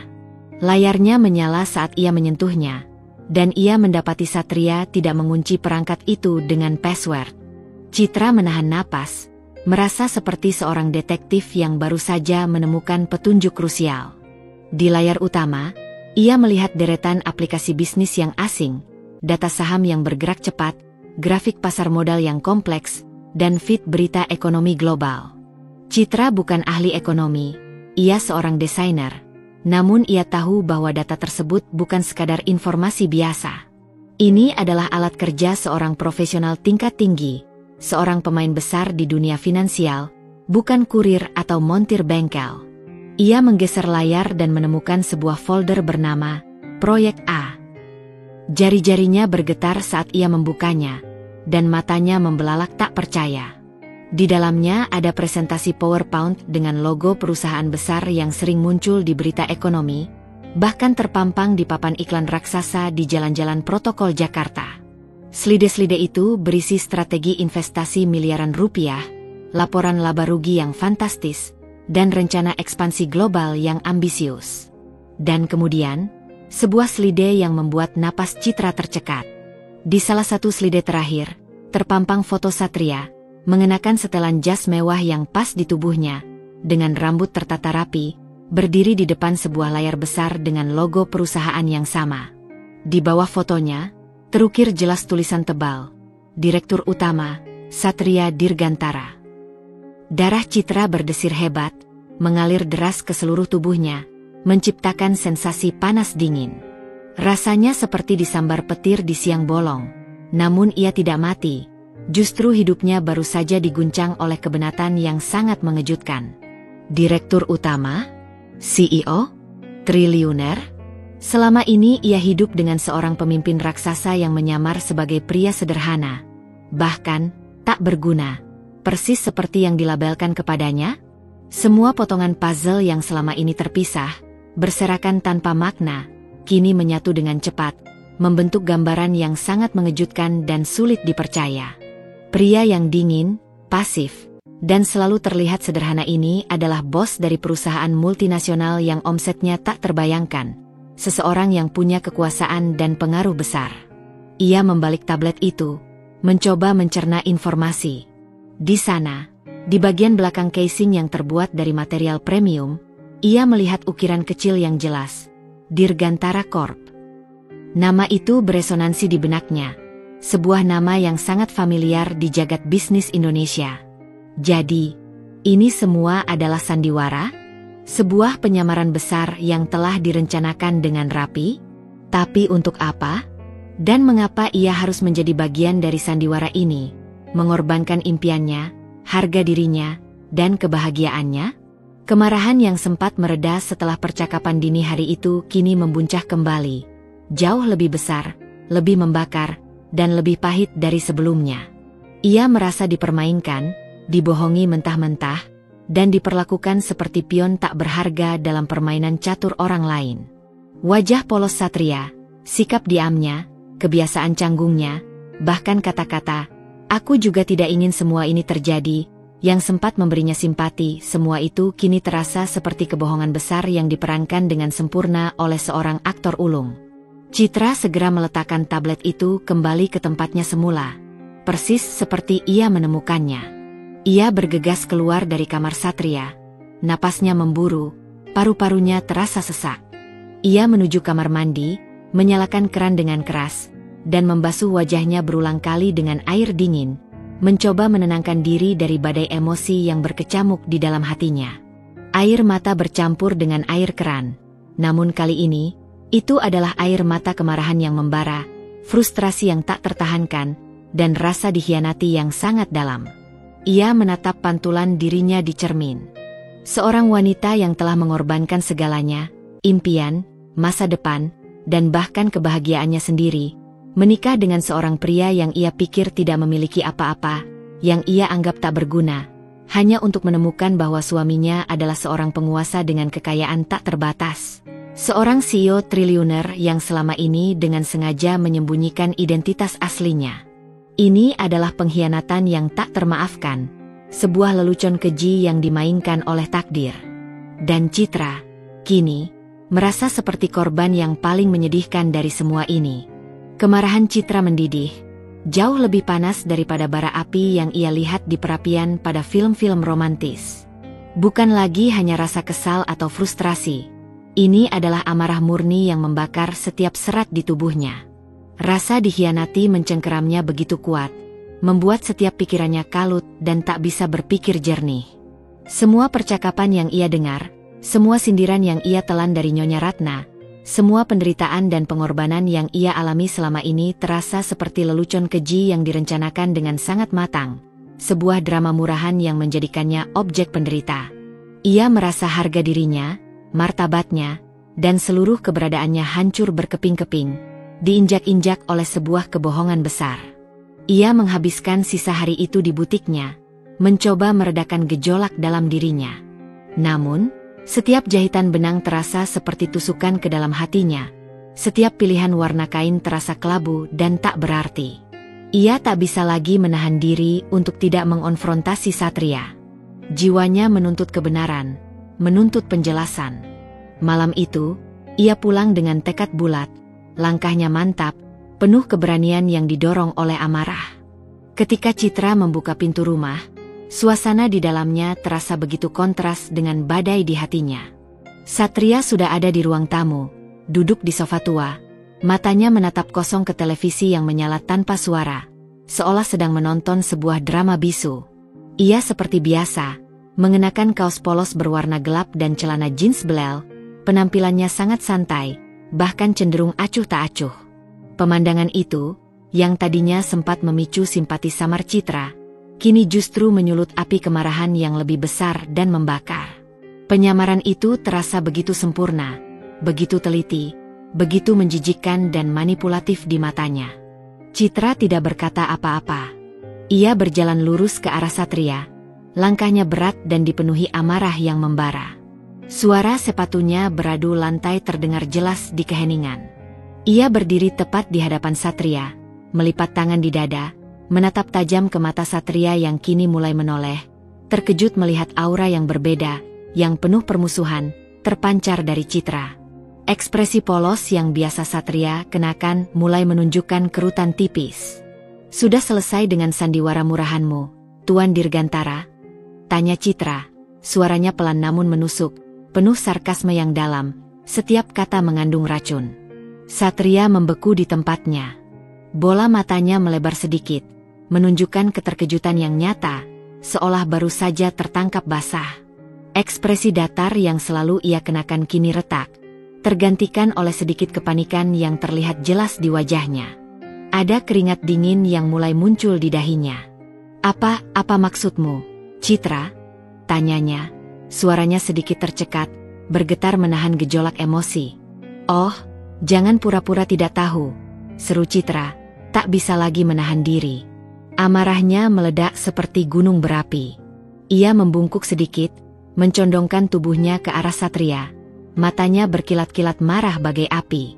"Aku sudah tahu semuanya, Satria. Atau harus kukatakan, Tuan CEO Dirgantara yang terhormat.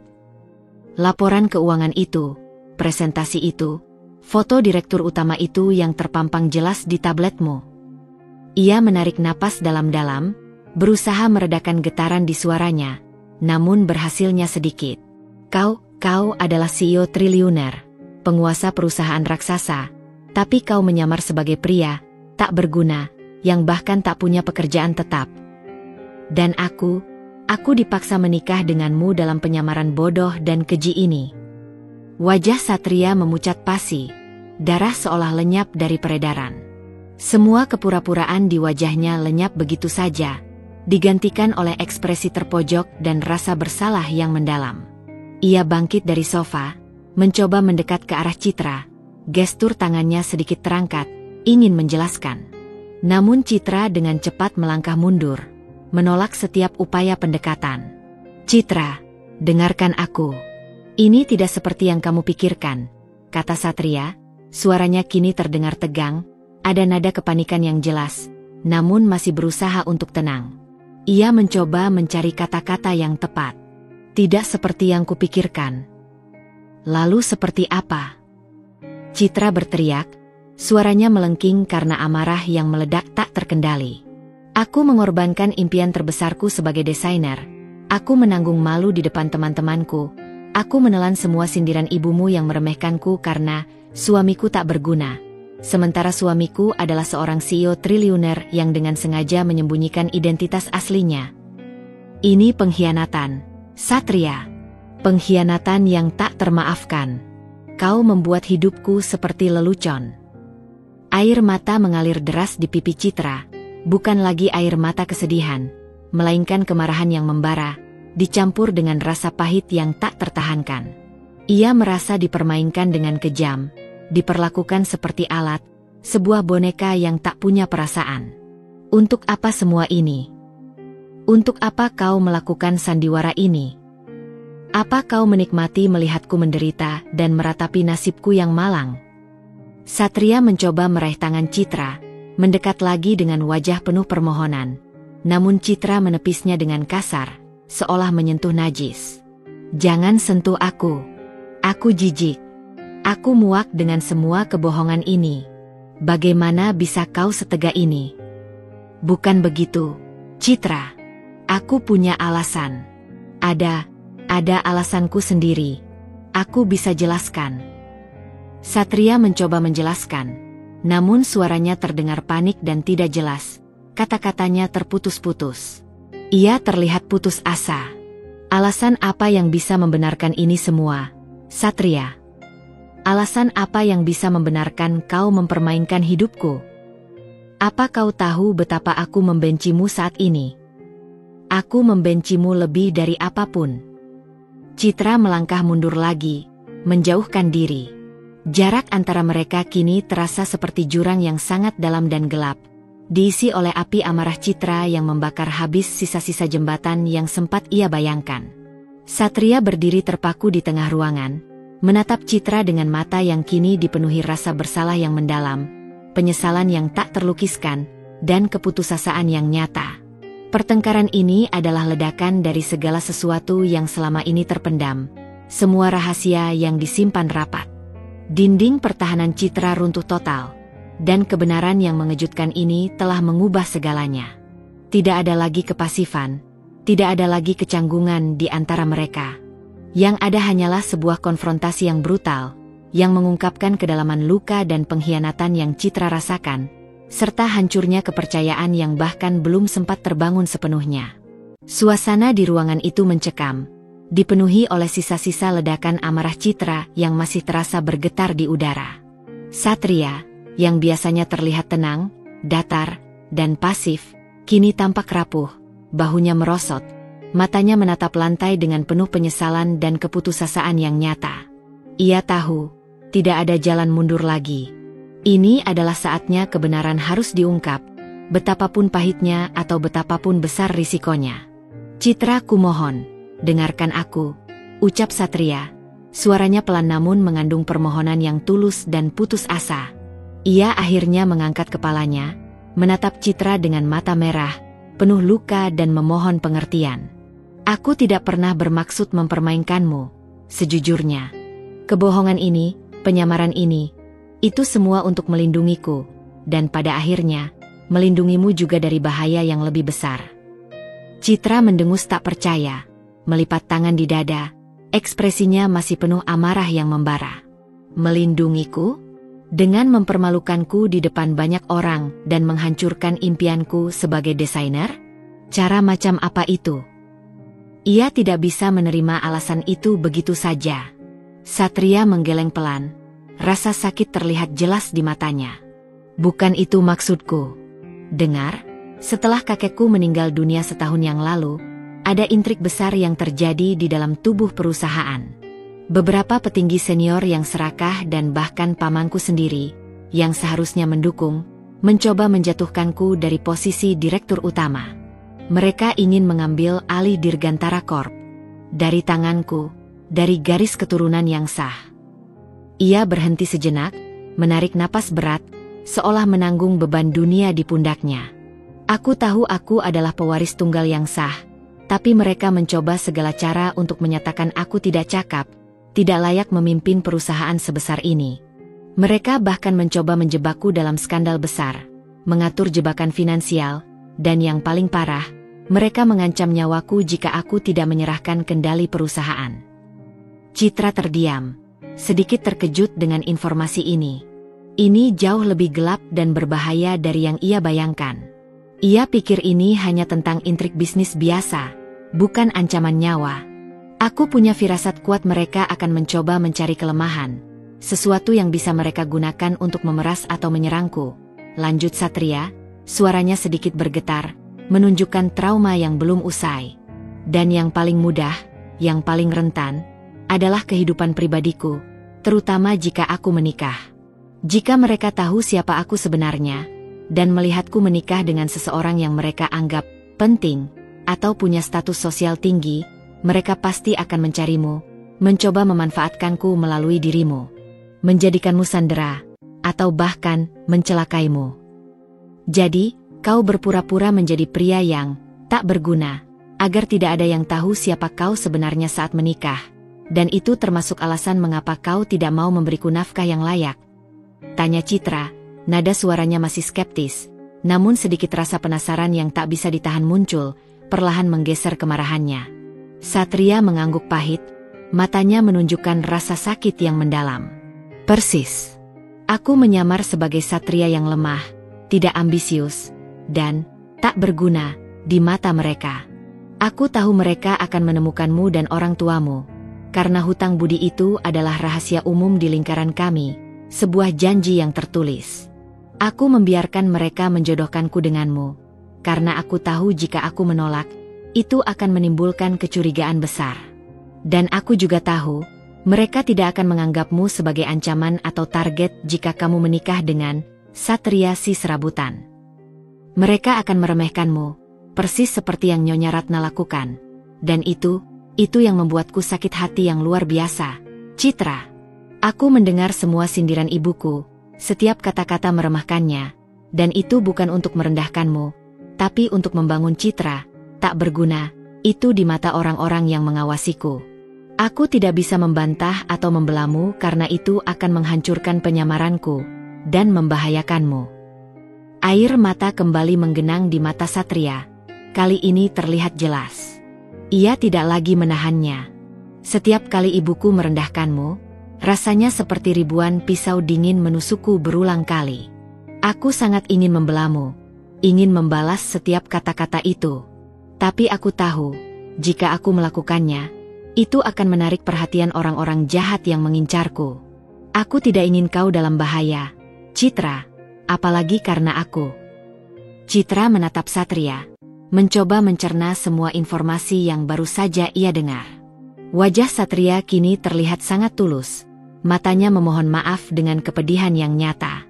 Ia melihat kejujuran di sana, kepedihan yang nyata, sebuah beban berat yang selama ini ia pikul sendirian. Pria ini memang sedang dalam bahaya besar, dan penyamarannya adalah bentuk perlindungan diri, dan secara tidak langsung, perlindungan untuk Citra juga. Ia mulai memahami mengapa Satria begitu pasif, begitu misterius, dan mengapa ia tidak pernah membantah sindiran ibunya. Itu semua adalah bagian dari sebuah rencana besar, sebuah sandiwara yang ia jalani demi kelangsungan hidupnya dan Dirgantara Corp, warisan kakeknya. Jadi, tablet itu, buku-buku itu, suara ketikan keyboard itu semua untuk pekerjaanmu yang sebenarnya. Tanya Citra, suaranya melembut, meski masih sedikit terguncang oleh semua fakta yang baru terkuak. Satria mengangguk. Ya, aku harus tetap memantau perusahaan dari jauh, membuat keputusan penting secara rahasia, dan menyusun strategi untuk merebut kembali kendali penuh. Aku bahkan masih menjalankan operasional inti dari jarak jauh, dan mengawasi setiap gerak-gerik lawan. Pria berjas yang kamu lihat itu adalah tangan kananku, orang yang paling kupercaya di perusahaan, kepala keamananku. Kami sering bertemu diam-diam untuk membahas strategi, selalu di tempat yang berbeda, dan dengan kerahasiaan tingkat tinggi. Rasa bersalah mulai merayapi hati Citra. Ia telah menghakimi Satria begitu keras, melabelinya sebagai pria tak berguna, tanpa mengetahui kebenaran yang mengerikan di baliknya. Ia telah menuduhnya mempermainkan, padahal Satria sedang berjuang dalam diam untuk bertahan hidup dan melindungi kekaisarannya dari tangan-tangan jahat. Dan keluarga Tuan Danu. Citra mulai menyadari sesuatu. Semua potongan puzzle akhirnya terpasang sempurna. Mereka tahu tentang penyamaran ini. Satria menghela napas panjang. Hanya orang tuaku dan beberapa orang sangat dekat yang bisa kupercaya penuh yang tahu tentang penyamaran ini. Tapi mereka juga harus berhati-hati agar tidak menunjukkan terlalu banyak. Semakin sedikit yang tahu, semakin aman posisiku dan juga orang-orang yang terhubung denganku. Bahkan Nyonya Ratna pun harus ikut memainkan peran itu, agar tidak ada yang curiga bahwa aku memiliki kekuatan dan kekuasaan untuk menolak perjodohan ini secara terang-terangan. Citra duduk terdiam, memproses segalanya. Pengkhianatan yang ia rasakan perlahan menguap, digantikan oleh rasa terkejut yang luar biasa, rasa kasihan, dan sebuah pemahaman yang baru. Satria bukan monster yang ia kira. Ia adalah seorang pria muda yang dipaksa tumbuh terlalu cepat, memikul beban berat di pundaknya, berjuang sendirian di tengah intrik dan ancaman yang mematikan. Dan ia secara tak langsung telah menyeret Citra ke dalam perjuangan itu, bahkan jika tanpa sengaja, namun dengan niat untuk melindunginya. Kisah ini jauh lebih rumit dan berbahaya dari yang ia bayangkan. Kebenaran yang terungkap meninggalkan Citra dalam keheningan yang lain, yang jauh berbeda dari kehampaan atau amarah yang sebelumnya ia rasakan. Bukan lagi kehampaan yang dingin, melainkan kekacauan batin yang kompleks, dipenuhi gelombang emosi campur aduk, terkejut yang luar biasa, simpati yang tak terduga, dan bahkan sedikit rasa bersalah yang menggerogoti karena telah menghakimi Satria begitu keras tanpa mengetahui cerita di baliknya. Ia menatap Satria, pria yang di hadapannya kini bukan lagi sekadar suami palsu atau pria tak berguna, melainkan seorang ahli strategi yang tengah berjuang mati-matian dalam perang korporat yang berbahaya, memikul beban yang sangat berat di pundaknya. Kenapa kau tidak pernah memberitahuku ini sebelumnya, Satria? Tanya Citra, suaranya pelan, nyaris tak terdengar. Semua kekuatan dari amarahnya tadi telah terkuras habis, digantikan oleh kelelahan yang mendalam. Ia masih merasakan perih akibat kebohongan itu. Satria menghela napas panjang, matanya masih terlihat sangat lelah, memancarkan kesedihan. Aku tidak bisa, Citra. Semakin sedikit yang tahu tentang penyamaran ini, semakin aman posisiku, dan semakin aman juga orang-orang di sekitarku, termasuk kamu. Bahkan orang tuaku pun hanya tahu garis besarnya, bahwa aku harus hidup sederhana untuk sementara waktu. Aku tidak ingin menyeretmu lebih dalam ke dalam bahaya ini, bahaya yang bisa mengancam nyawamu. Aku ingin melindungimu, meskipun itu berarti aku harus melakukannya dengan cara yang salah, dengan kebohongan ini. Ia menunduk, tak berani menatap mata Citra, menunjukkan rasa malu dan penyesalan yang mendalam. Aku tahu aku salah. Aku minta maaf, Citra. Aku sungguh minta maaf atas semua penderitaan yang harus kamu alami karena ini. Kata-kata maaf itu terasa pahit di lidah Citra, namun ada ketulusan yang tak terbantahkan di dalamnya, sebuah pengakuan yang ia rindukan. Citra memang terluka, sangat terluka, oleh kebohongan ini. Ia telah mengorbankan begitu banyak impian, menanggung malu yang tak terperi di depan orang-orang, dan merasa hancur. Tapi mendengar alasan Satria, melihat beban nyata yang terpikul di pundaknya, melihat kerapuhannya, hatinya sedikit melunak. Ia mulai memahami dilema mengerikan yang dihadapi pria ini, sebuah pilihan sulit antara melindungi diri dan orang-orang terdekat, atau kehilangan segalanya. Lalu, apa rencanamu sekarang? Tanya Citra, mencoba mengubah topik yang terlalu emosional, beralih ke hal yang lebih strategis. Ia perlu tahu apa yang akan terjadi selanjutnya, apa yang menanti mereka berdua di depan. Satria mengangkat kepalanya, tatapan matanya kembali menunjukkan sedikit fokus dan determinasi yang tajam, seperti seorang jenderal yang sedang menyusun strategi perang. Aku sedang mengumpulkan bukti, menyusun strategi hukum yang matang dengan tim pengacaraku. Dalam beberapa bulan ke depan, aku berencana untuk melakukan serangan balik secara besar-besaran. Mengungkap semua penipuan, praktik korupsi, dan intrik gelap mereka di depan publik dan hukum, dan mengambil alih kendali penuh perusahaan secara resmi dan tak terbantahkan. Ada kilatan keyakinan di matanya. Mendengar itu, Citra merasakan adrenalin tipis mengalir dalam dirinya. Ini bukan hanya cerita tentang pernikahan paksa, tapi juga intrik korporat yang berbahaya, sebuah drama balas dendam yang menegangkan. Apakah itu aman, Satria? Mereka mengancam nyawamu. Apakah dengan melakukan itu, kamu tidak akan semakin dalam bahaya? Kekhawatiran yang tulus muncul di suaranya. Tidak ada yang sepenuhnya aman dalam situasi seperti ini, Citra, jawab Satria, suaranya serius, pandangannya menerawang jauh. Tapi ini satu-satunya cara bagiku untuk menghentikan mereka sepenuhnya. Aku tidak bisa terus-menerus hidup dalam penyamaran ini, terus-menerus bersembunyi. Dan aku tidak bisa membiarkan Dirgantara Corp jatuh ke tangan yang salah, jatuh ke tangan orang-orang serakah itu. Itu adalah warisan dan perjuangan hidup kakekku, sebuah fondasi yang harus aku pertahankan. Keheningan kembali menyelimuti mereka. Kali ini, bukan keheningan canggung, melainkan keheningan yang penuh dengan pemikiran dan penyesuaian.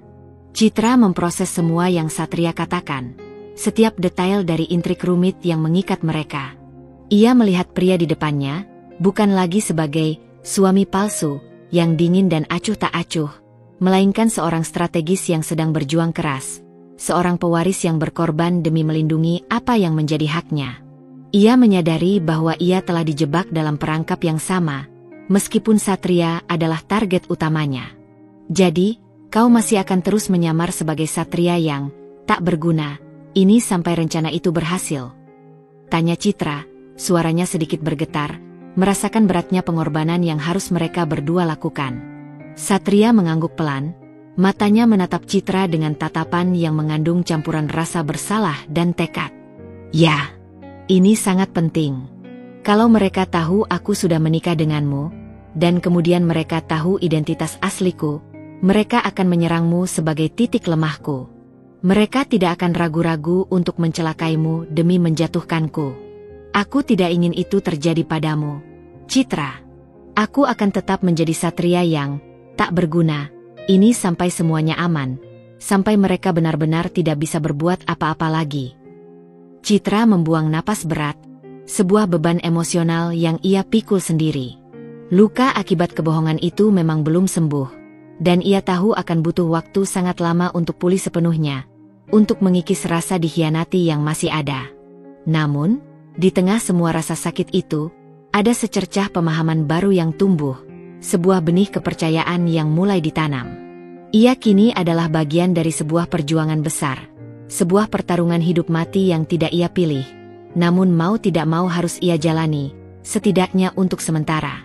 Ia tidak tahu apa yang akan terjadi selanjutnya, atau bagaimana ia akan melewati hari-hari yang masih harus ia jalani dalam sandiwara ini. Namun, setidaknya, kini ia tahu kebenarannya. Beban kebingungan yang selama ini mengimpitnya sedikit terangkat. Malam itu, untuk pertama kalinya, Citra tidak hanya melihat Satria sebagai musuh takdirnya, tetapi juga sebagai seorang manusia yang terperangkap dalam sebuah situasi berbahaya, yang sama-sama menjadi korban, dan kini, entah bagaimana, mereka berdua harus menghadapinya bersama. Ada sebuah pemahaman yang baru lahir di antara mereka, sebuah fondasi rapuh untuk sesuatu yang mungkin bisa tumbuh, jauh setelah semua intrik dan bahaya ini berakhir. Keesokan paginya, suasana di antara Citra dan Satria terasa berbeda. Kecanggungan memang masih ada, namun kini diselimuti oleh lapisan pemahaman baru. Citra melihat Satria sarapan bukan lagi dengan tatapan kesal, melainkan dengan pandangan yang penuh pertanyaan dan sedikit rasa iba. Ia melihat pria yang memikul beban berat, dan kini, ia adalah bagian dari beban itu. Bagaimana aku bisa membantu? Tanya Citra tiba-tiba, saat Satria hendak beranjak dari meja makan. Satria menoleh, terkejut. Maksudku, jika ini adalah perjuanganmu, dan aku sudah tahu, mungkin ada yang bisa kulakukan. Satria menatap Citra lurus-lurus, seolah menimbang ketulusan tawaran itu. Ada jeda panjang sebelum ia menjawab. Kamu tidak perlu melakukan apa-apa. Tetaplah seperti biasa. Jaga butikmu. Itu sudah cukup. Tidak. Itu tidak cukup, potong Citra, sedikit frustrasi. Aku sudah berada di tengah-tengah kekacauan ini. Aku berhak tahu lebih banyak, dan aku ingin membantu. Aku tidak ingin hanya menjadi boneka dalam sandiwara ini. Suaranya memang tegas, namun di balik itu ada nada putus asa. Ia tak ingin lagi merasa tak berdaya. Satria menghela napas. Ia berjalan mendekat ke arah Citra, lalu duduk di kursi di seberangnya. Baiklah, kalau begitu, ada satu hal. Ia menjeda, mencari kata-kata. Selama ini, musuh-musuhku mencoba mencari celah untuk menyatakan aku tidak stabil secara mental, atau tidak mampu memimpin. Jika ada hal-hal aneh yang terjadi di sekitar kita, atau jika ada orang yang mencoba mendekatimu dengan pertanyaan mencurigakan, tolong berhati-hatilah. Dan segera beritahu aku. Citra mengangguk serius. Ini adalah peran pertamanya dalam sandiwara besar ini. Ia merasakan tanggung jawab yang aneh, namun juga sedikit semangat. Setidaknya, ia tidak lagi sendirian dalam kegelapan. Dan satu lagi, tambah Satria, nadanya lebih rendah. Jangan pernah biarkan Nyonya Ratna melihat tablet itu, atau hal-hal yang berkaitan dengan pekerjaanku yang sebenarnya. Dia memang bagian dari rencana, tapi dia terlalu emosional. Kita tidak bisa mengambil risiko. Citra mengangguk lagi. Ia mulai memahami betapa rumit dan berbahayanya situasi ini. Hidup sebagai istri seorang CEO penyamaran akan menjadi tantangan yang jauh lebih besar dari yang ia bayangkan. Beberapa hari setelah percakapan itu, Citra mulai mengubah caranya berinteraksi dengan Satria. Ia tidak lagi sepenuhnya menghindar. Sesekali, ia akan meninggalkan secangkir kopi di meja kerja Satria saat pria itu larut dalam aktivitas misteriusnya di kamar sebelah. Ia juga mulai menyiapkan sarapan yang sedikit lebih bervariasi, sesekali memasak hidangan sederhana untuk makan malam. Satria tidak banyak berkomentar, tapi Citra melihat sedikit perubahan di matanya, sebuah kilasan apresiasi yang samar. Keterlibatan Citra dalam perjuangan, Satria juga mulai memberinya tujuan baru. Ia tidak lagi hanya meratapi nasibnya, melainkan mulai memikirkan cara untuk membantu, bahkan dari balik layar butiknya. Ia mulai mengamati berita ekonomi, mencari tahu lebih banyak tentang Dirgantara Corp, dan intrik di dalamnya. Ia bahkan diam-diam mencari informasi tentang sosok-sosok petinggi yang disebutkan Satria. Ini adalah medan perang yang sama sekali baru baginya, dan ia harus siap.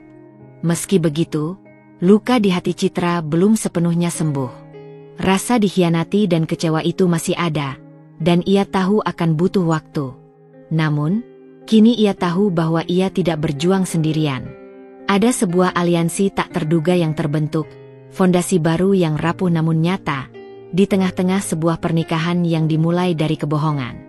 Perjuangan mereka belum usai, namun setidaknya, mereka kini berjuang bersama, menghadapi bayangan masa lalu dan ancaman masa depan yang masih tersembunyi. Aliansi tak terduga antara Citra dan Satria mulai menunjukkan bentuknya, meskipun masih rapuh.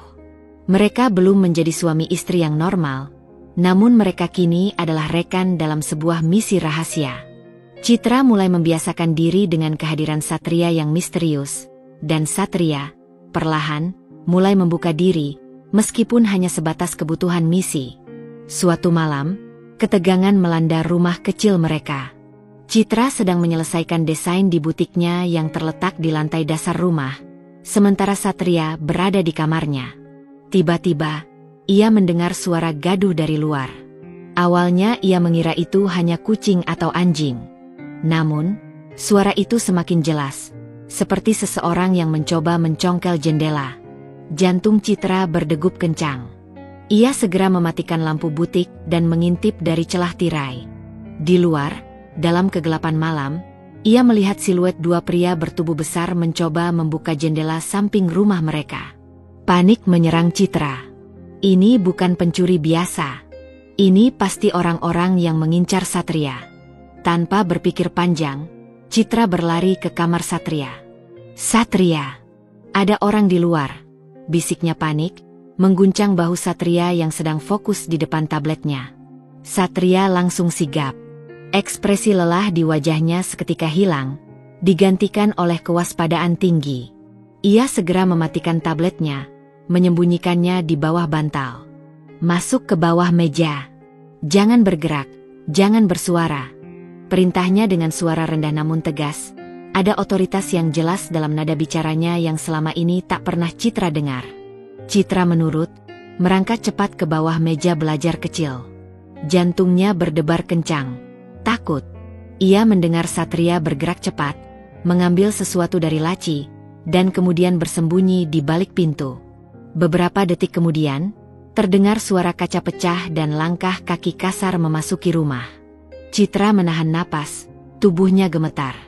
Ia mendengar suara bisikan pria-pria itu, mencari sesuatu. Mereka menggeledah ruang tamu, memecahkan barang-barang. Dia pasti ada di sini. Cepat cari, perintah salah satu suara. Kemudian, terdengar suara perkelahian yang brutal.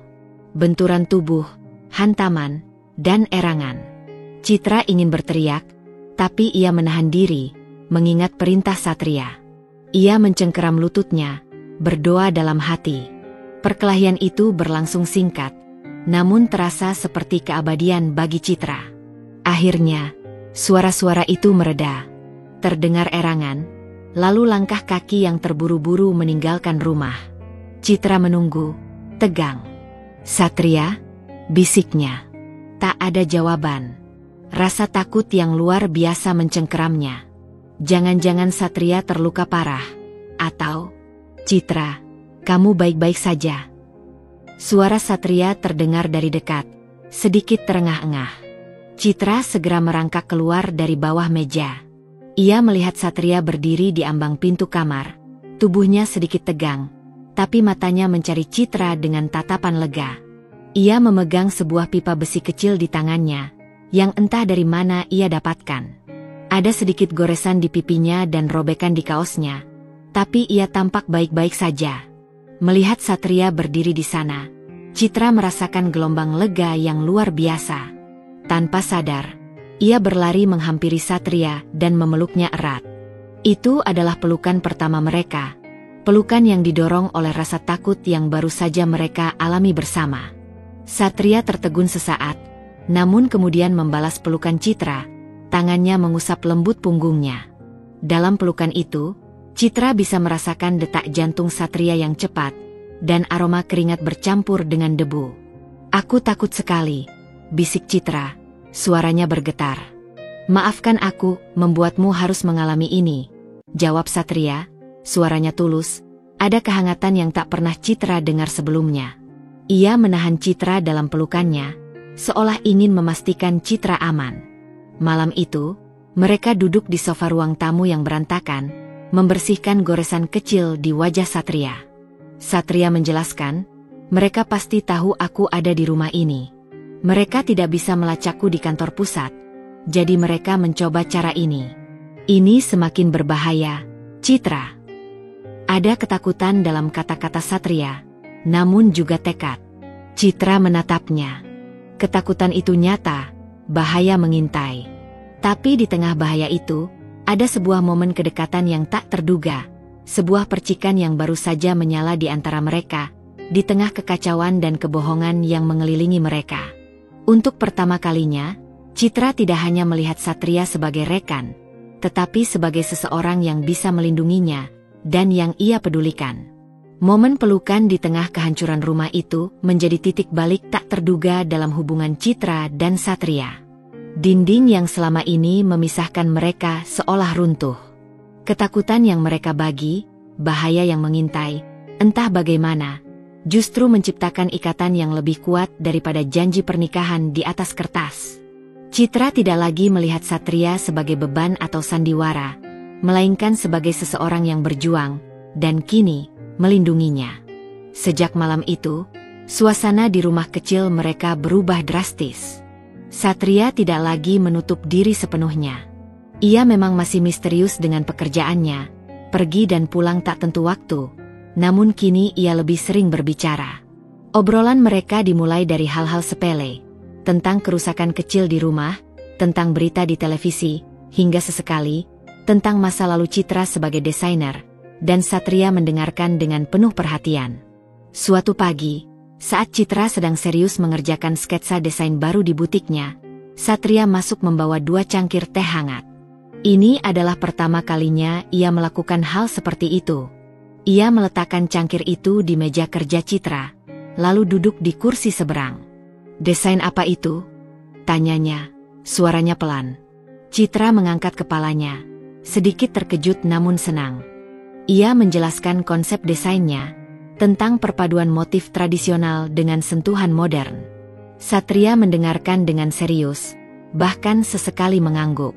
"Bagus," komentar Satria setelah Citra selesai menjelaskan. "Kamu punya bakat. Jangan menyerah." Pujian sederhana itu menghangatkan hati Citra. Rasanya seperti oase di tengah gurun. Ia tak pernah menyangka Satria akan mengatakan hal seperti itu. Kedekatan mereka tidak hanya dalam percakapan. Saat perbaikan jendela yang pecah dilakukan, Satria terlihat lebih terbuka, bahkan melibatkan Citra dalam memilih bahan. Mereka bahkan sesekali pergi berbelanja kebutuhan sehari-hari bersama, hal yang tidak pernah mereka lakukan sebelumnya. Citra menyadari, di balik semua kerapuhan dan beban Satria, ada sosok pria yang sebenarnya peduli dan perhatian. Malam harinya, mereka tidak lagi selalu tidur di kamar terpisah. Suatu malam, setelah kejadian penggerebekan itu, Citra merasa takut untuk tidur sendirian. Ia mendapati dirinya berjalan ke kamar Satria. Pria itu menatapnya.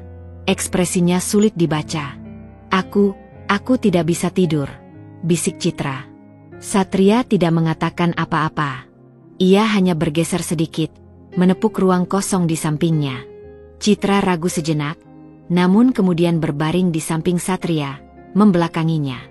Awalnya terasa canggung, namun perlahan, kehangatan tubuh Satria dan kehadirannya yang menenangkan membuat Citra merasa aman. Ia merasakan ketegangan dalam dirinya mereda, dan untuk pertama kalinya dalam waktu yang lama, ia bisa tidur nyenyak. Meskipun belum ada kata cinta yang terucap, atau pengakuan perasaan romantis, ada sesuatu yang tak terlukiskan tumbuh di antara mereka. Sebuah rasa nyaman, kepercayaan, dan saling ketergantungan yang terbentuk di tengah badai ancaman. Citra mulai melihat Satria bukan hanya sebagai suami, paksaan, melainkan sebagai pasangannya, rekannya, dan pelindungnya. Ia bahkan mulai melihat kilasan-kilasan karisma seorang pemimpin di balik kepasifan Satria. Di balik penampilan sederhana dan misterinya, ada pria tangguh yang siap berjuang. Dan Citra, kini ia merasa siap untuk berjuang bersamanya.